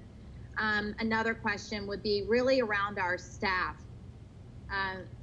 And I'm sure it's not a group that I'm a part of from the workshops, but in working with the staff, I'm trying to find how we can have them come in to obviously do their job and be in support of our kids here in Marlborough, but also recognize that in many cases they have families at home who may be in other districts. And I'm hopeful that we are able to work with everyone on trying to support them in a good environment to be able to teach, but as well then support their students at home as much as possible too. Because I'm sure that's just going to be a stressor that we're all going to have, whatever our jobs are. But I am cognizant of that with all of our planning for remote learning, hybrid learning, virtual, whatever it is, that there's this other piece that we all have to figure out is how to maintain our business life and our home life and trying to keep things together. So I'm very hopeful and cognizant that we need to do all we can to work and communicate well with our staff to find the happy medium for all of this. Just thank you for what you guys have been doing. I appreciate all of the effort, and especially as all of the curveballs continue to change, whether it be here locally or state level. And I'm hoping that our federal and our state are recognizing and can work with us on making some modifications like they recently did with this 10-day less for students, and potentially make some changes relative towards possibly some of the assessments. But thank you very much. Any other questions from the committee? Ms. Matthews? Sorry, thank you. One thing that we've talked about K through 12, we have not talked about preschool and what that model may look like. Can either of you discuss that? I know Mr. Barnaby was working on stuff and... Sure, I can answer that. So in the presentation, we did talk about it being half-time. So the plan is to be able to reduce the amount of students that are in the classroom. A preschool classroom has a maximum of 15 students, and we're looking to have that be 7 to 8 students within the classroom. So students who typically would receive, who come in for 4 full days, those are the students who are approaching 5 years old. Like the following year, they'd be kindergartners. The 4 full days, they would be divided into Group A and Group B, where each will have 2 full days. So one group will be on Monday and Tuesday, then Wednesday would be off, and then the other Group B would be full day on Thursday and Friday. And the reason to do that is to have the 2 days back to back, where if anybody in that group, including staff, became symptomatic, you are able to better do contact tracing with that group, and then you have a day where there are no students before the next group comes in. Students who currently come in for 4 morning sessions or 4 afternoon sessions, Monday through Thursday, they would do 2 a.m. or 2 p.m. So that would be split in half, as well as a Group A and a B. So that is the plan. And then Pathways students would follow their IEP. So if they're coming in for half-day sessions, 4 days, they would continue with that. Or if they have full-day instruction, they would continue with what was on their IEPs. Thank you. One question that goes back to that, which would go to the superintendent more with, I assume the plans are still moving deck over to Whitcomb, and that frees up some space there. Does that allow us to have more classrooms? I mean, obviously that means staff, but I know with the reduction that usually there's multiple teachers in there with the larger number. So I don't know if we have that ability at all or not. We're still on target to move in mid-August over to the space at Whitcomb. And while it may not mean more teachers or more staff, it'll certainly mean more room for them to spread out a little bit because we have some folks who are sharing rooms, and this will allow them to spread out quite a bit and use other spaces, which is a good thing. But we're not anticipating adding any staff this year. And one thing that we are looking at, and we hope to bring a proposal in mid-August, is looking at the tuition for preschool and trying to see what we can do, understanding A, the economy right now, B, unemployment, and C, if we're offering only half of what they were offering before, try to make adjustments for families to make sure that this isn't a burden on them as well. Great, thank you very much. Any other questions from the committee? Any other questions? I have one more question, Mrs. Ryan. Mrs. I have one more question. Mr. Bergeron, I don't think you mentioned tonight about if we go with the hybrid model, will be remote the same weeks? Will there be consideration for that? If I understand your question, it would be a Group A and a Group B, so there'd be 2 cohorts. While one group is in school, the other group would be at home. I'm not sure I understood the question. But what about siblings? What about siblings? So like if, say, a parent, like my 3 children in 3 different grades, and we go with the hybrid model, will they both be in cohort A so that they'll be in school the same week and then off the same week? Yes. Oh, now I understand the question. I apologize. Yes, the intent is to have, by last name, have the cohort set up, and then also make adjustments for parents if they have children with different last names but need to be on the same schedule. So we may need to make adjustments to it, but we believe that we'll be able to create a schedule where all of one family would be on the same cohort schedule. Great, because I think that would be extremely important. Thank you. Mrs. Matthews. Sorry, I do have one question that just came from Mrs. Ryan's question, which you may not have an answer, but I'm sure it's going to be asked. So the question is, do we know how we are going to break the A and the B as of yet, other than the trying to keep some of the cohorts together? I mean, are we just going to take a straight alphabet, cut it L and A to L and M to Z, or are we looking at neighborhoods? Is transportation part of it, or is it a hybrid of the others?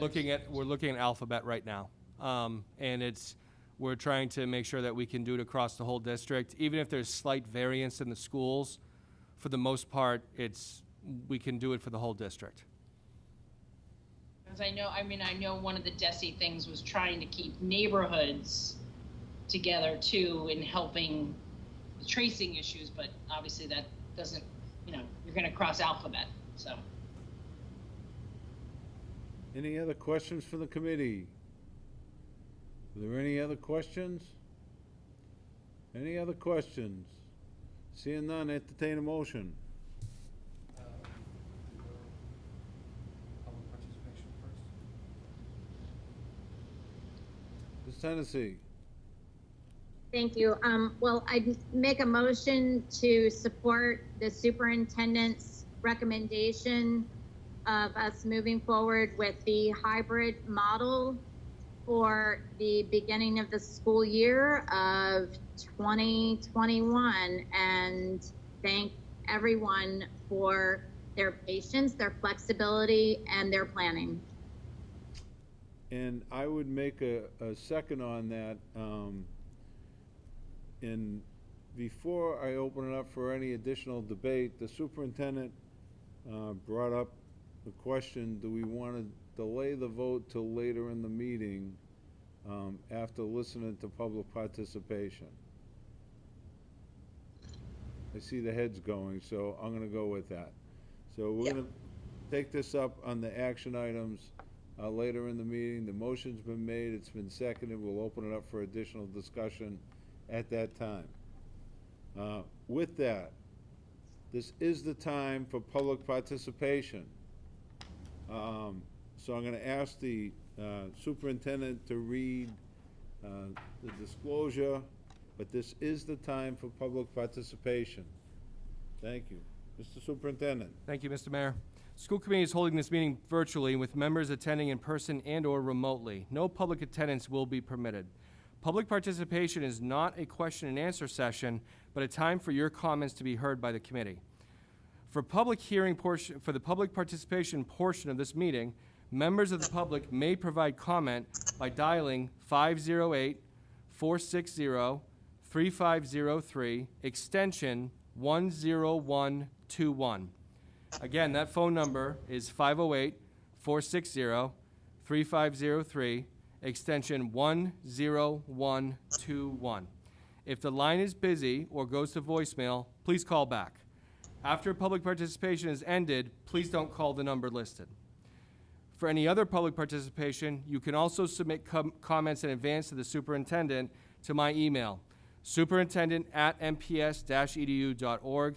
And Mr. Mayor, I did not have any comments submitted to me for public session. So. Thank you very much. Mr. Mayor, Yes. I'm sorry, I don't even know where it's coming from. I get voices coming from heaven. Here we go. Mr. Mayor, first off, Yeah, we're going to accept the call right now. Mr. Mayor, Thank you for calling the school committee meeting. Can you please state your name and address for the record? I can't hear. Donna Boxell, 42 Demers Drive. Thank you, Donna. And your comment? I'm just wondering, I haven't seen anything out yet about when non-parents of students going to the new elementary school will be able to go and take a tour and see the school yet. I was just wondering when that will come out. Thank you, Donna. Okay. Mr. Mayor, may I address that question? So Ms. Mulkern is currently doing tours of our new elementary school with parents, and she's looking to start to fill spots actually soon for anyone who isn't a parent or is a community member who wants to go. So what I would do is look at the website under the new school And we're going to ask Ms. Mulkern if she can offer a sign-up sheet for people to do that. But we definitely want community members to be able to tour the school as well. So thank you, Donna, for that. We have another call. Thank you for calling the school committee meeting. Can you please state your name and your address? Yes, it's Carrie D. Almeida, 195 Vega Road. Thank you, Terry. And your comment? Yes, I'm just worried about the TLC program, and also my son has a reading disability that I'm pretty much teaching him myself. So I was just wondering, are kids in the TLC program or kids on an IEP that just have, help with reading, will they get extra services? I'm not sure. Okay. Thank you, Terry. Thank you for the comment. Thank you. Bye. Bye. We might address some of these at the end, Mr. Mayor, if that's okay. We're going to get interrupted by phone calls, I think. Okay. Is there anyone else from the public that would like to call in? Is there any further public participation? Is there any further public participation? Is there any further public participation? Seeing none, I'll close that part of the public hearing, and if there are questions, feel free to email myself or the superintendent or the school committee members, and we will get back to you with the answers as best we can at this point. With that, with action items, I would take Mrs. Hennessy's motion. I seconded the motion. I'll open it up for any additional comment before we take the vote. Is there any additional question, comment before we take the vote? Any other question? Why is she doing this?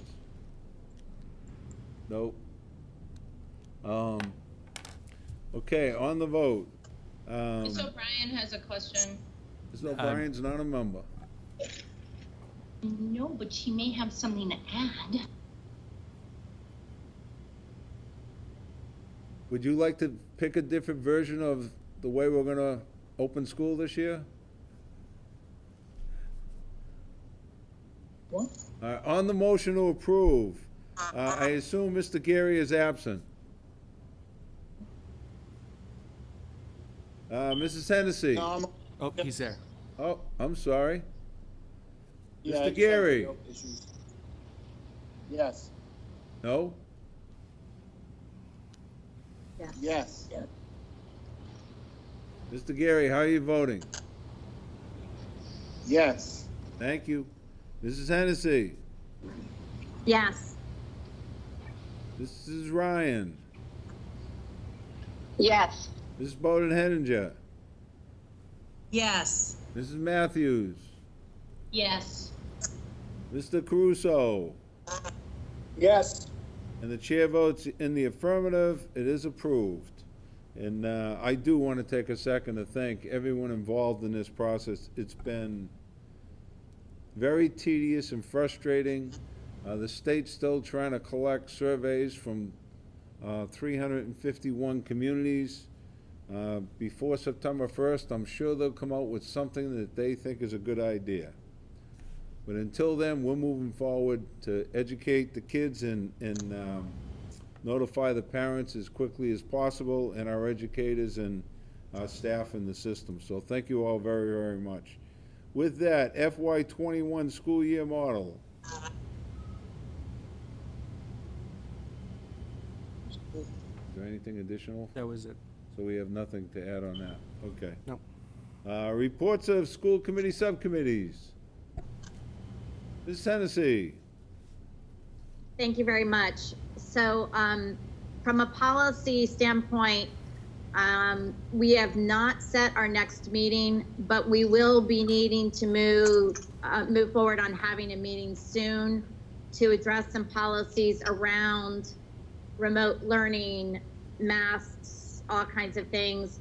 some of this may be able to be added within the handbook, but some may need to be in policies. So I just wanted to alert the full committee.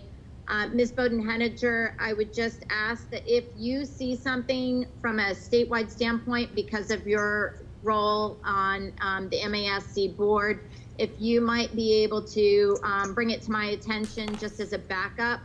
I am in touch with MASC and I have been trying to keep updated, but I think since some of this is moving really swiftly, I'd appreciate your help. And to Mr. Bergeron, thank you very much for sending through what you had received already in some of these aspects, and I'm sure we'll be meeting soon. So thank you very much. Thank you. Any other reports of committees? Mrs. Matthews?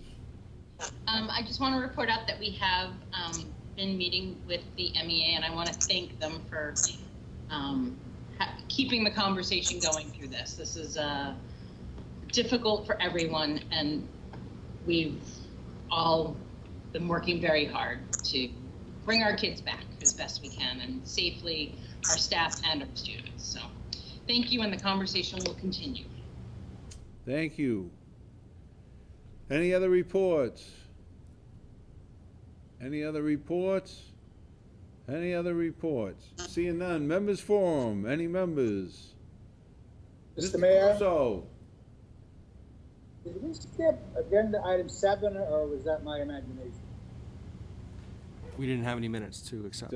no, they weren't reported out tonight, Mr. Crusoe. Okay, just checking. Any other members? Ms. Hennessy?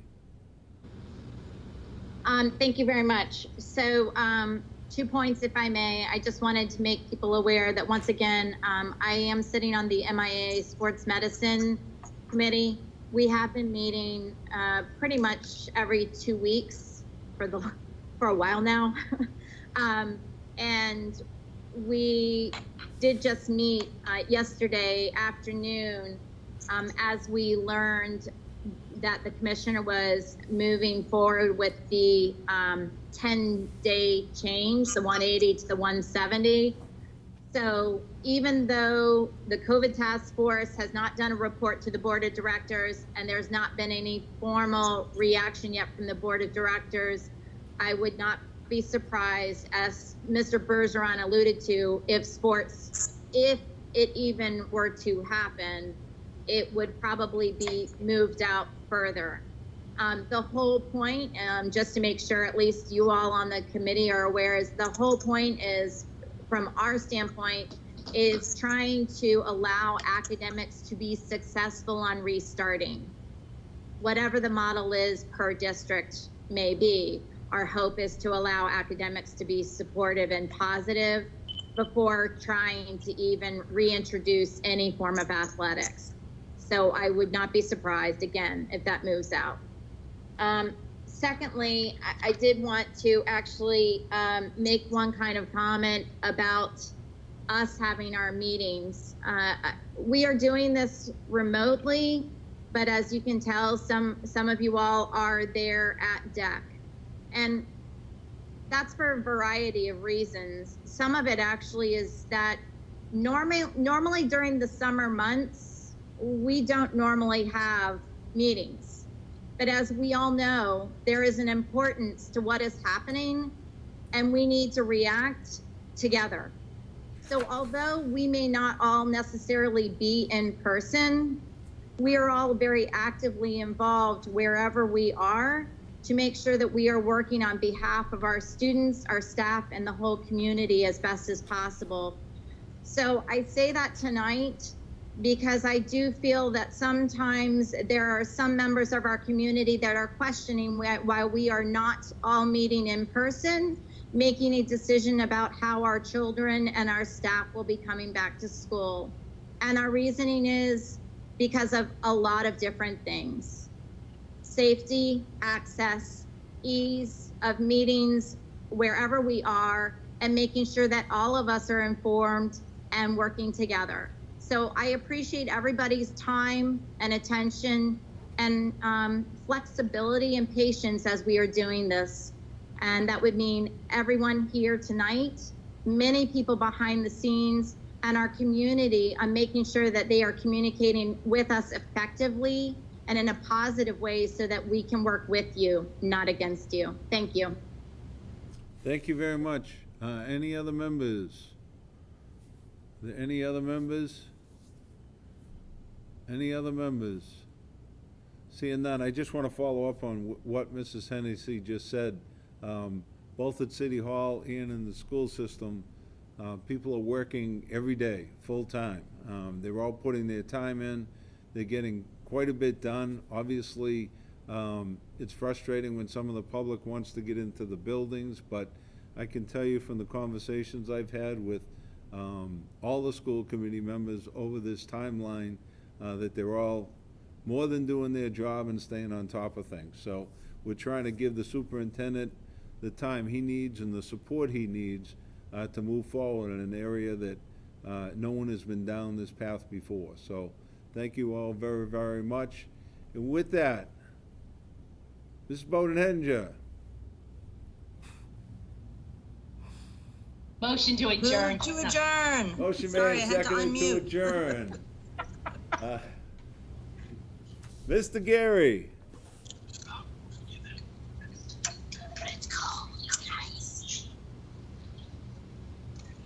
We'll come back.